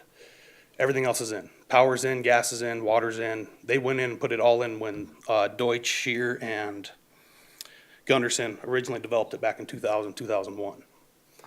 And they've had road issues, drainage issues. I mean, most of those roads are sitting on 2 inches of asphalt, sitting on vegetation. And I had no clue. You know, they just redid Highlight here before 4th of July, and it's a lot better, but they only brought in 2 inches of asphalt because they're limited on their funds as well with the road district. And if we would have known all this, we would have definitely not bought these lots, but now we're in a position to where we have a substantial holdings and we have a lot to lose from it. A substantial amount of money that we have wrapped up in this. How many, my how many lots do you have in there now? We own almost all of them, Which is how many? 68, something like that. There's some that were sold on a tax deed on that back section right there, about, I don't know, maybe a dozen of them, 10 of them. Okay. Questions, board? Um, Hold on, just a sec, sir. I think you wanted to do a little more explaining of, it was agreement that, you got that agreement when you When we did the purchased. tax deed, you purchased this through a tax deed? No, we purchased it from the Deutsche estate, and the back lots were Okay. subject to taxes. We bought the back lots subject to taxes, because they were delinquent for 7 years or something like that. When we bought there was 60 or 65 in the front section that were already developed, road was in, everything else. And then that back section on Skylight wasn't in the portion on Twilight. Just to touch base on the ingress egress, there was a temporary road on Twilight that you can kind of see. But you see where Sunlight Drive is right there? I bet there's a Not to mouse the side, right there. you can see. Oh, you got a mouse? Yeah, right here. So there was a drainage issue there that Corey Dodds had, and when Mike Deutsch had the subdivision, there's a retention pond there. And they had a temporary construction road there for ingress, egress, and construction road. That pond filled up. My excavator went there and knocked a hole in it, so Corey Dodds and the other neighbor, their houses didn't float away. And Mike used to go and pump it, put a pump over and pump it over the road, and there's another retention pond. Well, we didn't have a pump or anything. They went and knocked it in. We just actually put a 18-inch culvert in there and closed it back up so we can bring our construction traffic in there. So we do have 2 accesses in there right now. And we want to keep our traffic off Highlight because they just redid it and there's only 2 inches of asphalt there, so we don't want our heavy trucks driving on that. And with these taps, so you have to guarantee these lots that there's gonna be water in that area? Yep. Well, we just own the lots. I mean, the Deutsch tried selling us the water infrastructure, but we wanted nothing to do with it. We don't know nothing about water and I don't want to. But your people that are buying these lots need to know that there's gonna be water once you sell these Yeah. properties. Well, they have to meet requirements. I mean, your VA loans, RD loans, they'll have to have water and they'll have to be, financeable. If you don't have water, they're not financeable. But we also don't just sell the lots outright. We build a house on it and then sell it. Madam Chair. Yes, sir. Commissioner DeSanto. It's my understanding that currently the water pressure is not adequate or very, very thin It line. fluctuates. And I think that's a lot to do with in the that tower. area. So if you're adding additional homes, you're drawing more water pressure, which is going to reduce water pressure to everybody else and possibly not. I guess my concern is probably the same what Deb's getting at, is that you guys will build these houses and then these people won't have the water pressure that they need, or you won't be able to build the houses because you won't be able to get approved because there won't be the water pressure needed. I think that needs to be addressed first. We got to figure out how to get the water pressure there. And my understanding is that water tower is actually supposed to be more than sufficient of doing it. That's what I was told when we bought them, but, there's a lot of things they didn't tell us when we bought these lots. But I do think that right now, at this point in time, City of Box Elder is using the county and the water to get, I think there's more to the Deutsch Brother and the water infrastructure. I think there's maintenance on the tower that was supposed to be done that hasn't been being done. I think, there's water breaks, and I don't know if they were being addressed by the City of Box Elder. I think one time City of Box Elder addressed it, another time the Deutsch Brothers did. At one point in time, the City of Box Elder was supposed to purchase the water line from Mike Deutsch. And that never happened 10 years ago, 15 years ago, when it was supposed to happen. So whatever happened there, it's a really big mess. I mean, I gotta get a water permit from Box Elder, a septic permit from City of Rapid City, I gotta get an approach permit from the road district, I gotta get my building permit from the county after that's all said and done. And it's kind of the little unforgotten child out there that nobody wants to deal with, and it's. Well, the bottom line is that you need an alternative water source. Yeah. That's the bottom line. And us letting you do a building permit with no alternative, I mean, you should bring that in first, and then this goes away. That's why this is temporary until you guys work with our staff and other people to come back and say, we do have a water source, we are going to improve the roads, we are going to, you bought this at a tax deed, so that means there's a reason why it's a tax deed. We bought them outright. That's part of them, 12 of them. Yeah, we bought them outright, but we did give some of them back and bought some of them back on a tax cert, and some of them were sold, but from this section right here over, these were all bought outright. Okay, all I did is read the western lots on tax deed auction. These were the tax deed auction lots right here. So You said approximately that. 55 lots were bought outright and Well, actually, there was 12. 125 total lots that were bought outright, Okay. and then we gave these ones back and didn't pay the They taxes were on. bought for $1 subject to the taxes. Okay. But then this was $1 million in there somewhere that we, So you guys are builders. You went out there before you bought this, and did you ask anything about these lots? Does it have water? What kind of sewer? we met Looking with- at the road conditions, looking at the drainage areas? We met with the developer and I can't say sold us a bill of goods saying it was good. I mean, he said the water's great, there's more than enough water, and actually, if there was a water issue here, he did tell me that Box Elder tapped in after the tower and they supplied what would be, I think, Morningstar Road with X amount of residents, and that took away from maybe Valley Heights. But in this here, it says that, there's would have been sufficient for 400 taps, 250 to Valley Heights, and then the adequate water part comes in for 150 on their contract that I'm reading. And we had a city-county meeting, and he's the Public Works, am I correct, Commissioner LaCroix? he said he wouldn't be supplying water if that tower went down. There's gonna have to be an alternative to water source out there. He also said we, Pennington County, are responsible if they need water out there. So we asked the city if they could maybe help us out so we could do some development out there. And they said the infrastructure would cost you millions to try to tap into that, remember that low-level reservoir that's on top of that hill for a boost? So bottom line is, again, we need an alternative water source because Pennington County, in the long run, is going to take and have to help these constituents that you're selling lots to out for a water source. So I guess that's, So when it's, yes, sir. when it's a private water line from the water tower to Valley Heights Estates and a private water line that supplies the water to Valley Heights Estates, I mean, and us as a builder, we walk in and bought lots so we can build houses. Right. I'm not trying to be a developer. You know, that was never my intention. You know, we bought the back lots subject to, from our understanding, we had to put a road in. That was it. Right. Put a road in, you're good to go. There's 38 lots that you can get to very easily, and there's some other ones that, depending on if you want to put the time and money into it with the drainage and, So your hands are done once you build the lots, whatever happens with the water isn't your issue. well, that's not what I'm saying. I'm willing to Okay. play ball and figure something out, but do I gotta go in there and bring in a whole new infrastructure? Do we tie into the private infrastructure that's already there?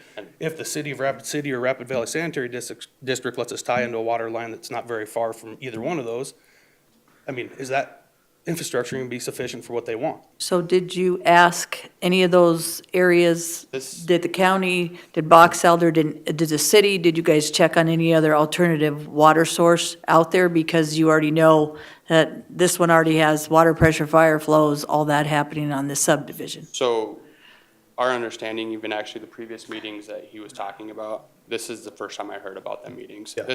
I heard about this meeting right here today, Saturday, when PJ called us. Yeah. I mean, I found out about the water when my office staff went in to get a building permit in Murphy Ranch Estates, and PJ come around the corner and says, please not be Valley Heights. and this was within a month ago, Yeah. 45 days ago. Month and a half, 2 months ago at max. And that was the first I heard of the water issue in Box Elder shutting water off. And then I called Bob Kaufman to figure out what was going on. And he's like, well, we don't want to be supplying water to Valley Heights anymore. It does us no benefit to supply water there. We have our own subdivisions, we have our own city to worry about.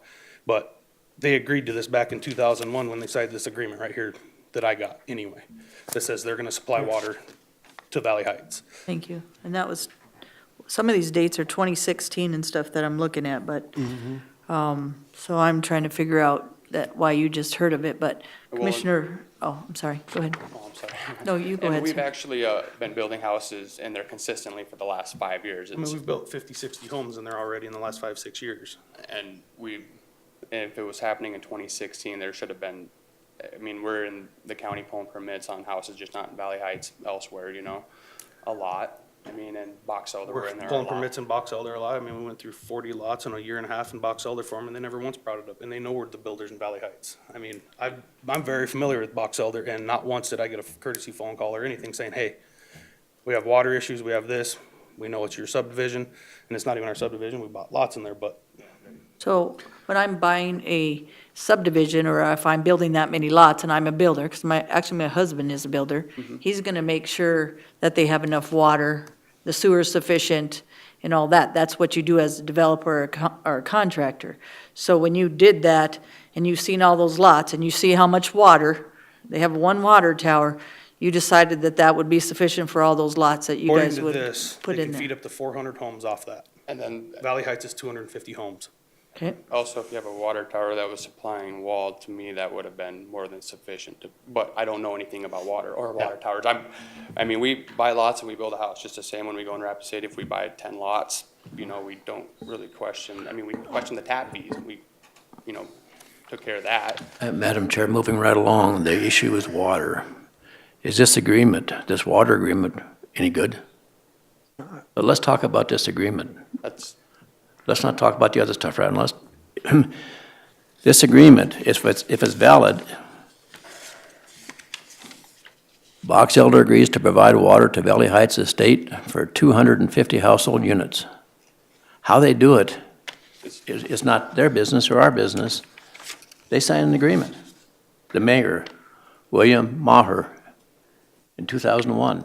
Is that agreement valid? If it is, then what are we doing here? That's what our Box Elder's using the commission right now to strong arm us, it sounds like, to bring in $1 million worth of water infrastructure, which we don't have $1 million to do. But if that's still a valid agreement, then Box Elder's got a problem. And that's what our lawyer's standpoint is, it's Box Elder's issue, not. Commissioner LaCroy. I understand where George is coming from and where you're coming from on this. But two wrongs don't make it right, and I understand, the problems that we're having out here aren't just one, it's several different things, and the problem is you guys kind of walked into it unknowingly. You have to admit, I mean, you didn't know about a lot of these issues. The water tower that's there needs to be, was it privately owned, and they were supplying the deal? That ain't the only one out in Box Elder. There's another one right on the north side of I-90 off of Elkville. That's a private pump and well that provides service to other people, and they have to charge and get the money, and Box Elder didn't want that one either. So it's not unusual to see this happen. But the problem is it's your problem now, and it's our problem now too, because we don't want to risk the residents' lives that are out there right now. So we need to stop what we're doing, all of us, and come together to figure out what we're going to do. If it takes a moratorium, it takes a moratorium. Then it brings us all to the table to figure out what's going on. No, And that, I'm talking. So I think I'm on that page of getting it done, because since I've been on the commission, I've had this come up 3 or 4 times, and there's been letters sent and conversation talked, how do we get the residents to come together? How do we get the builders? We all need to do it. And I understand, me and George talked, we disagree, but I'm in support of the moratorium. We could do it for 2 months, 3 months, whatever it needs to get this, to get to the end point where we need to be. Sometimes it takes tragic events like this to bring people together. And that's where I'm at on this issue. Okay, Madam Chair, if this... hold on, Commissioner DeSanto.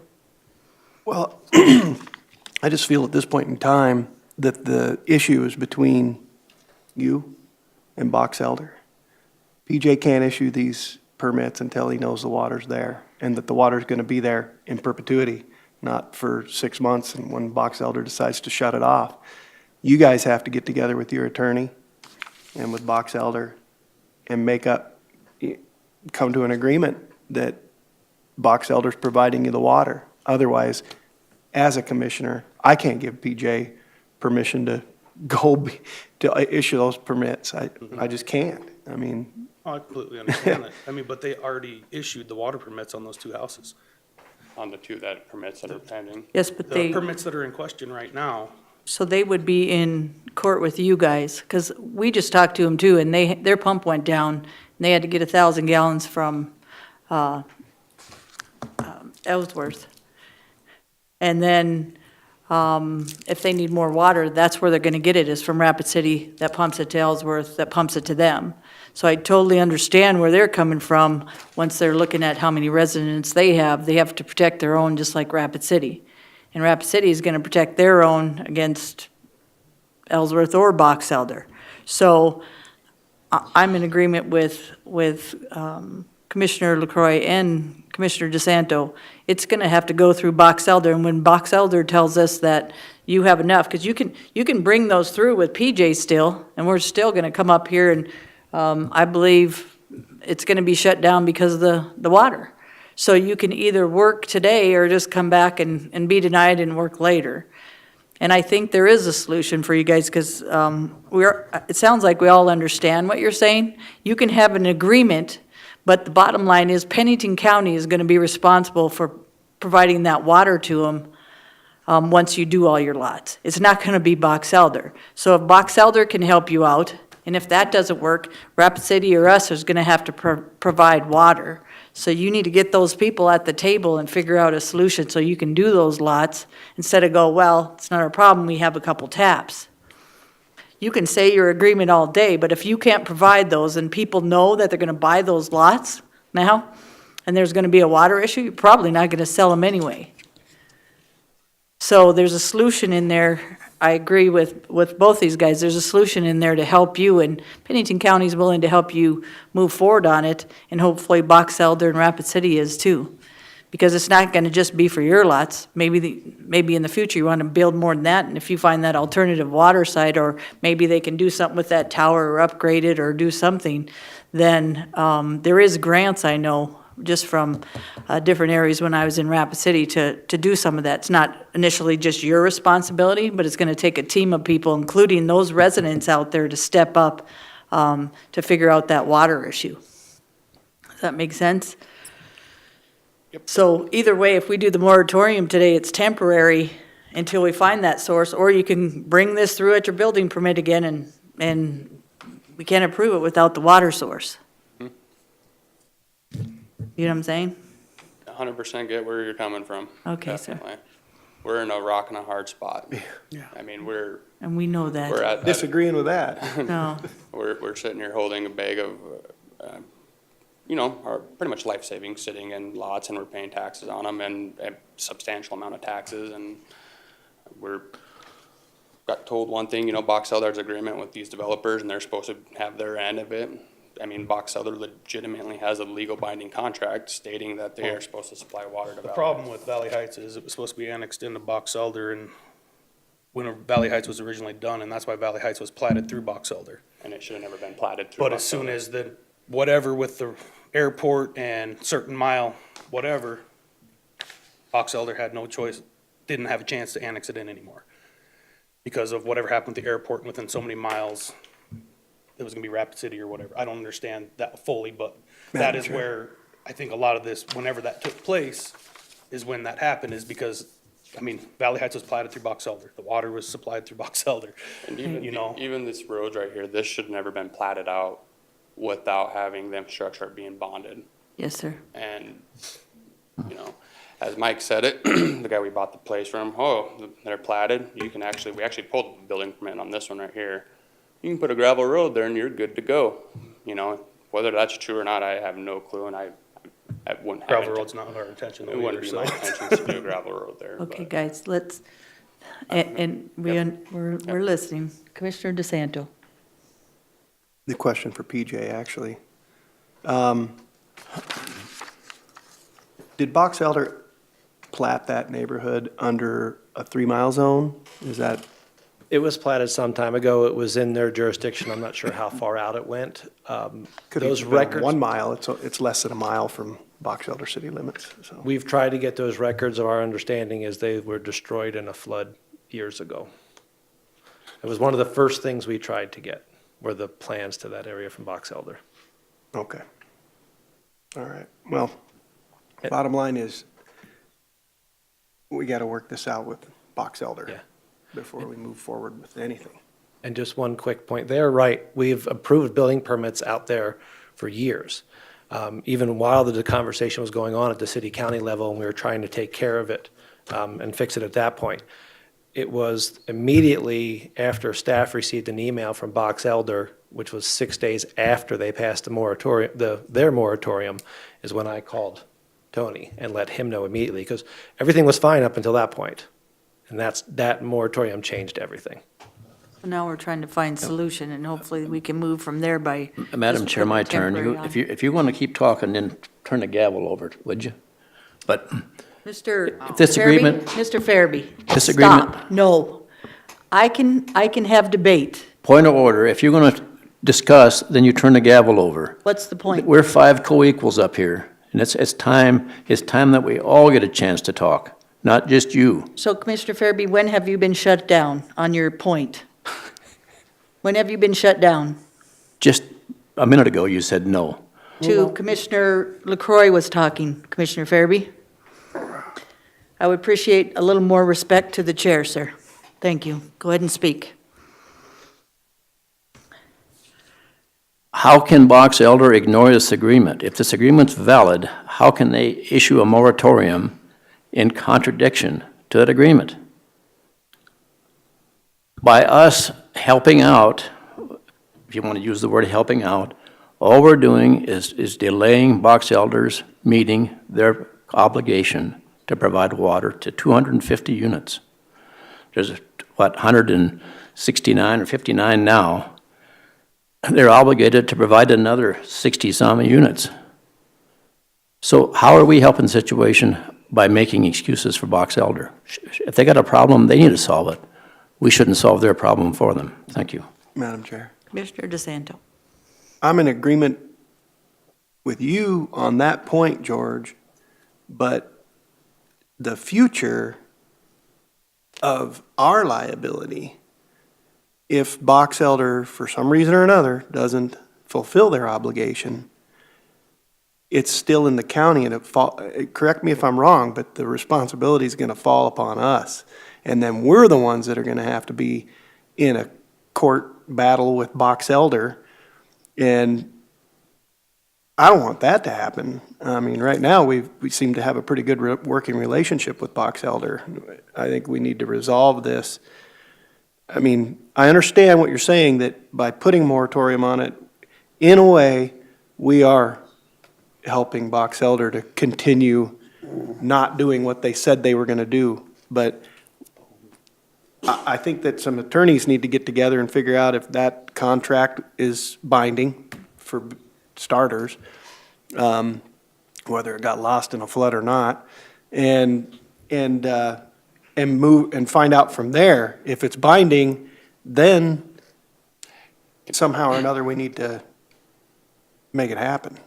Commissioner LaCroix, please. I agree, Mark. I mean, there's some technical stuff that George is talking about, but it all comes down to safety.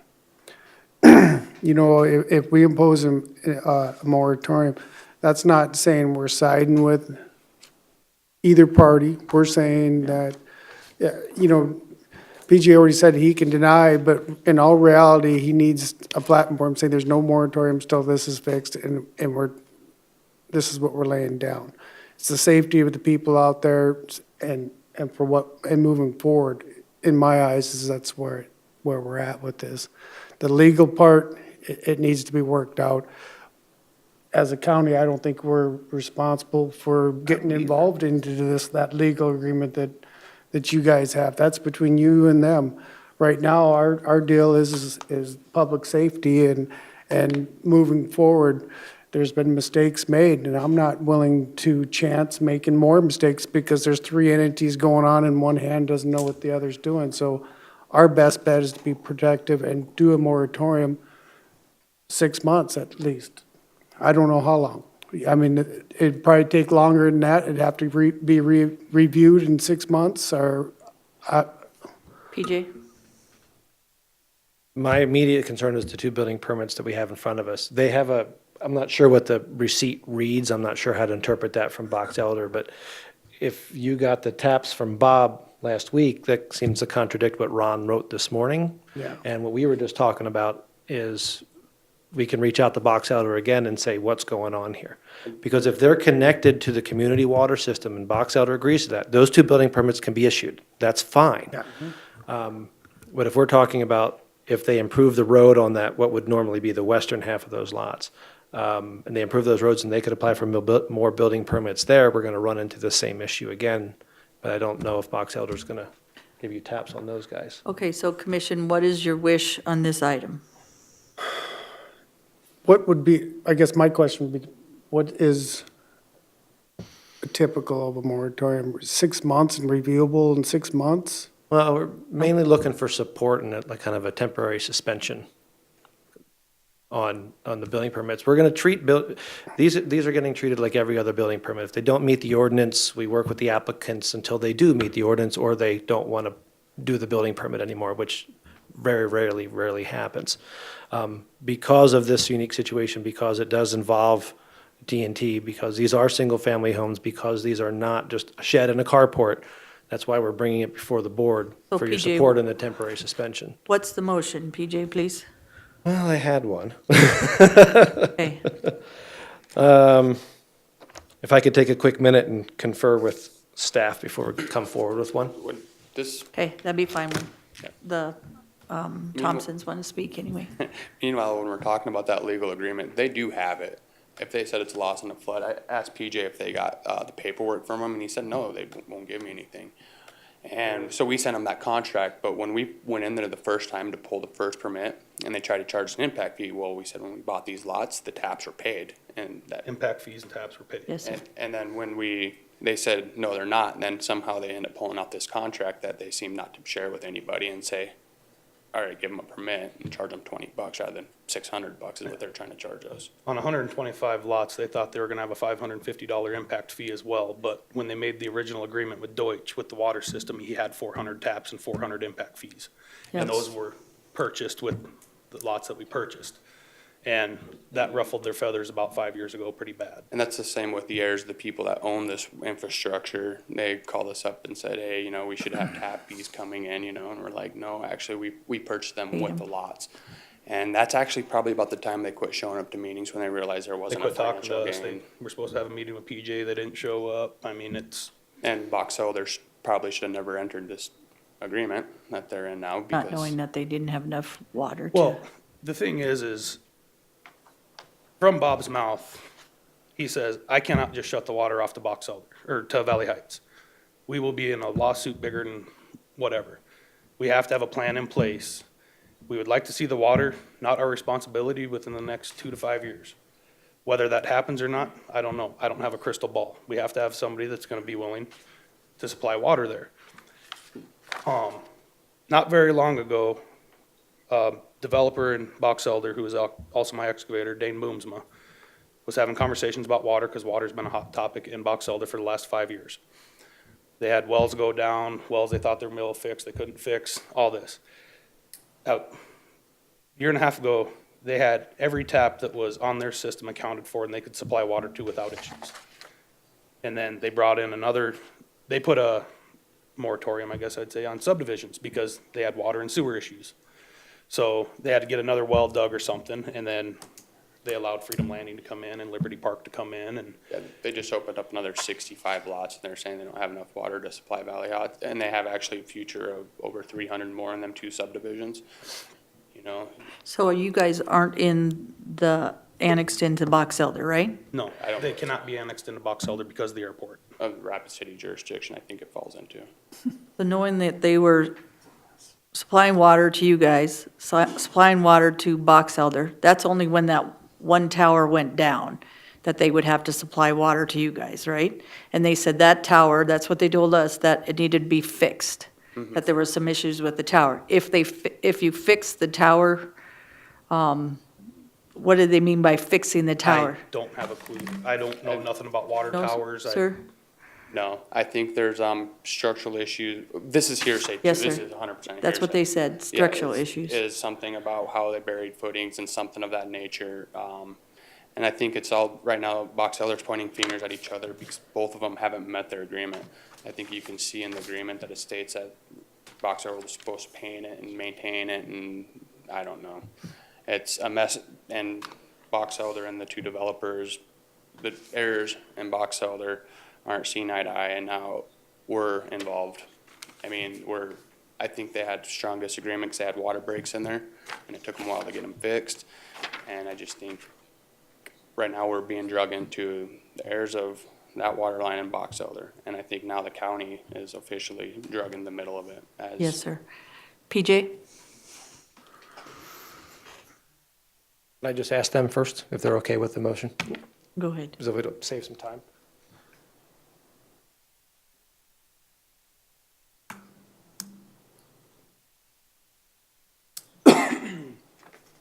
Or how about if Box Elder says that they're okay with supplying water?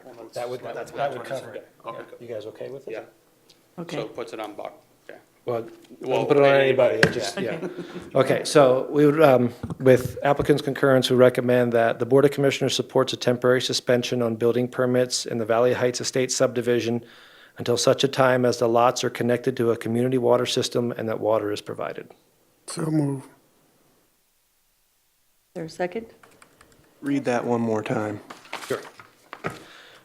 The Board of Commissioners supports a temporary suspension on building permits in the Valley Heights subdivision until such a time as the lots are connected to a community water system and that water is provided. Is that not the case already? I mean, from what they're saying, it's there. It's just Hold on a being, sec, hold on a sec. We'll see if we have a motion. I'll second for discussion. Go ahead, Commissioner DeSanto. from what I'm understanding, the water's already there. They're just being told by Box Elder they're not going to get it. They're not turning the tap on. It wouldn't be provided. And secondly, that we're concerned about future water supply, not just today's water supply. Correct. With this motion, if that receipt that they had here, and I can get confirmation from Bob and Ron, then those would be connected to a community water system and water is provided, those get issued. I'm good. That's no problem. So as those would come in, that would meet that requirement, Okay. unless you want to do anything different. Gotcha. Any other discussion from the board? Madam Chair, I don't think we have authority to issue a moratorium, and if we do, I'd like to know what the statute is or the rule is.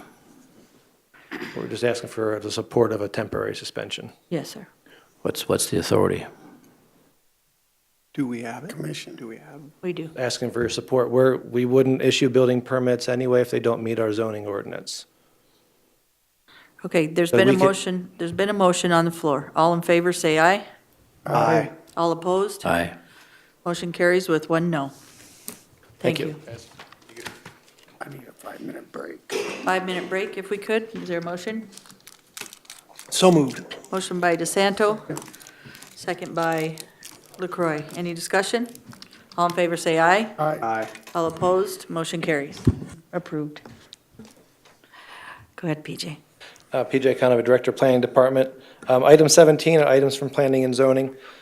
The Board of Commissioners uses a consent agenda to act on non-controversial and routine planning and zoning items quickly. The consent agenda is acted upon by one motion and vote of the board. Items may be removed from the consent agenda and placed on the regular agenda at the request of a board member or a citizen. The consent agenda for planning and zoning contains the following items. Item A, second reading of rezone 1705 for Deborah Munyon, and approval has been recommended.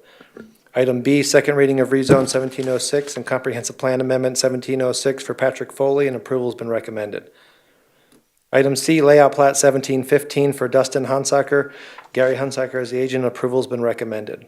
Item D, layout plat 1716 for Tom and Stephanie Hill, and approval has been recommended.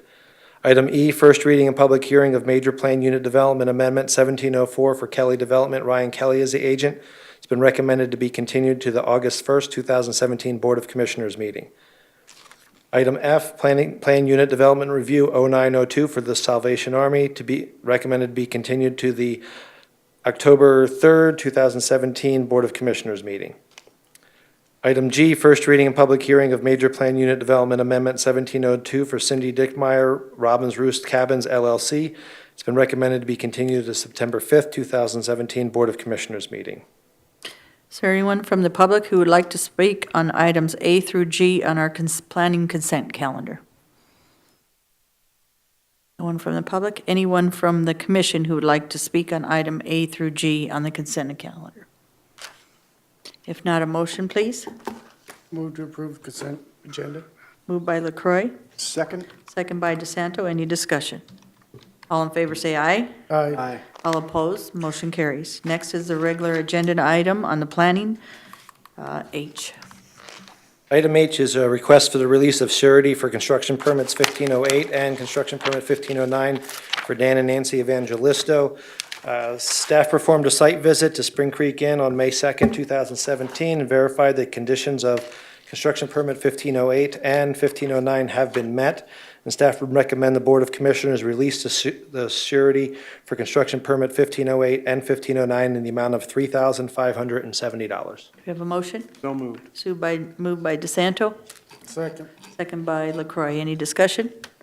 All in favor, say aye. Aye. All opposed, motion carries. Thank you.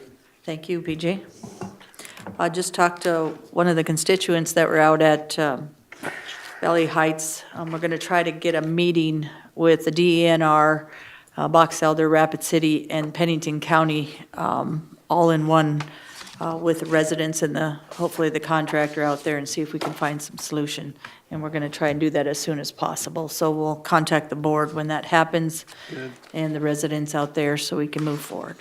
Thank you to the staff, the planning staff, been very efficient at getting things done for us, so thank you again. Madam Chair, Commissioner DeSanto. I believe I also talked to Jay about what our liability in that development is and whether or not we even have any liability. Yep. And maybe we don't even, maybe it's none of our business.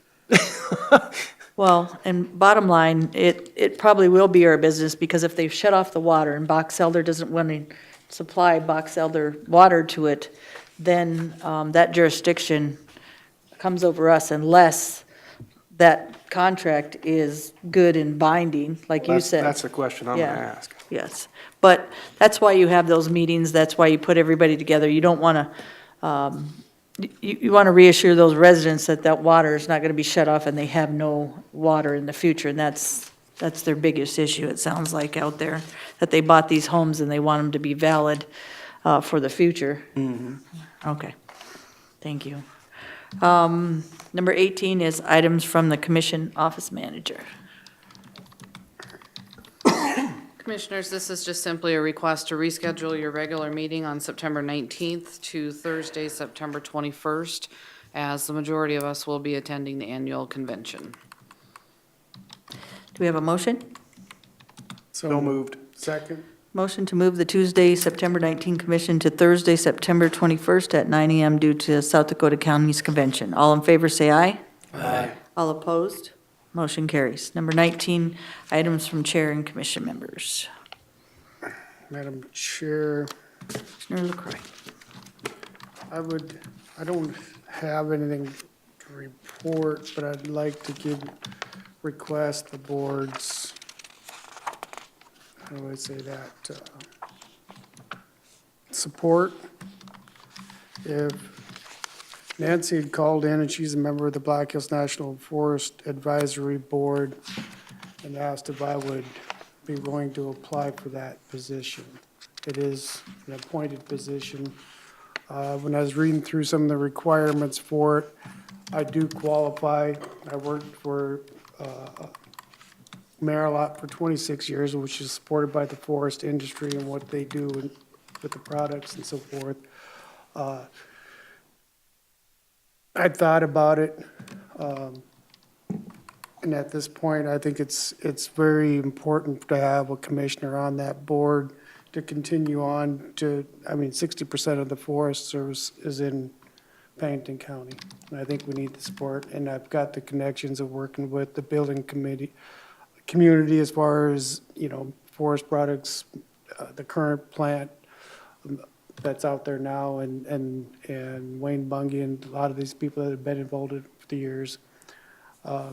So I guess I'm looking for the support of the commission to move forward, to have Ally start doing the paperwork to be on that board. It is a height, the meetings are once a month, and they run about 4 hours, 4 to 5 hours. It's the 13-member group, so She'll just bring that forward, Lloyd, and then we'll all vote on it then.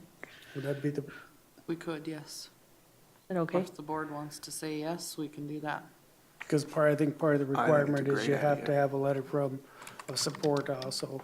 It's recommended. You don't have to have one, but a letter of support would be. Because we don't have that on the agenda, we'll go ahead and stick it on there, Lloyd, and then I personally am not opposed, and it doesn't sound I'm like not Commissioner opposed. DeSanto is.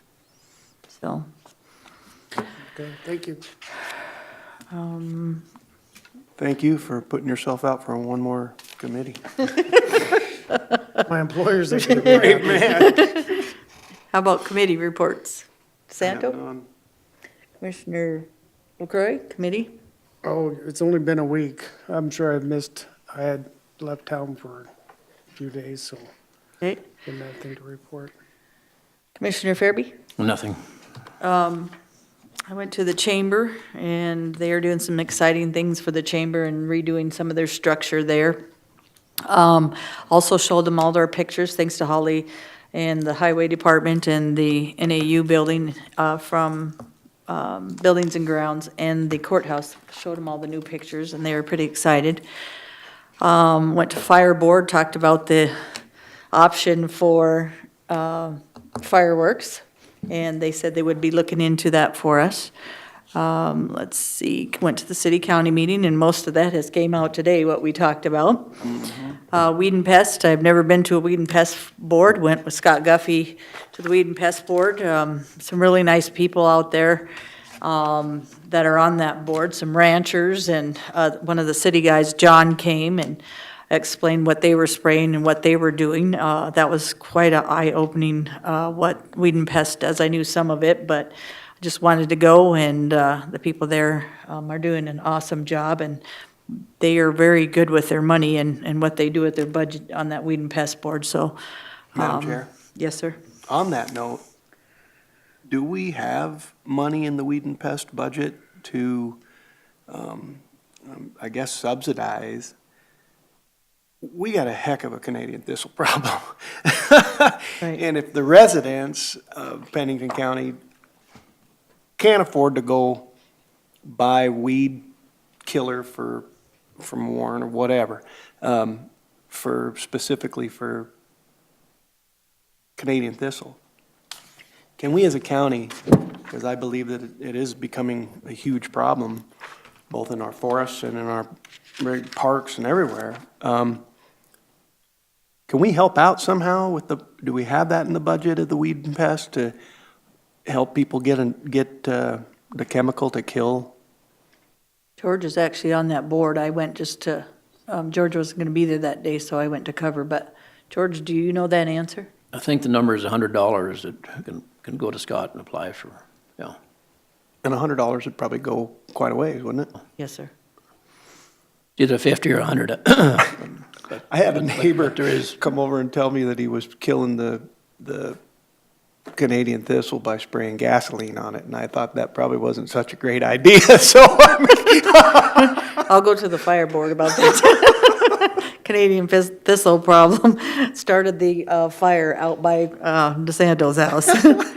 But I think they can call Scott Guffey, or you can call Scott Guffey, and he's very helpful. Okay. He's a good man, so. Any other committee reports? Okay. Approval of the vouchers, number 21. So move. Second. Any discussion?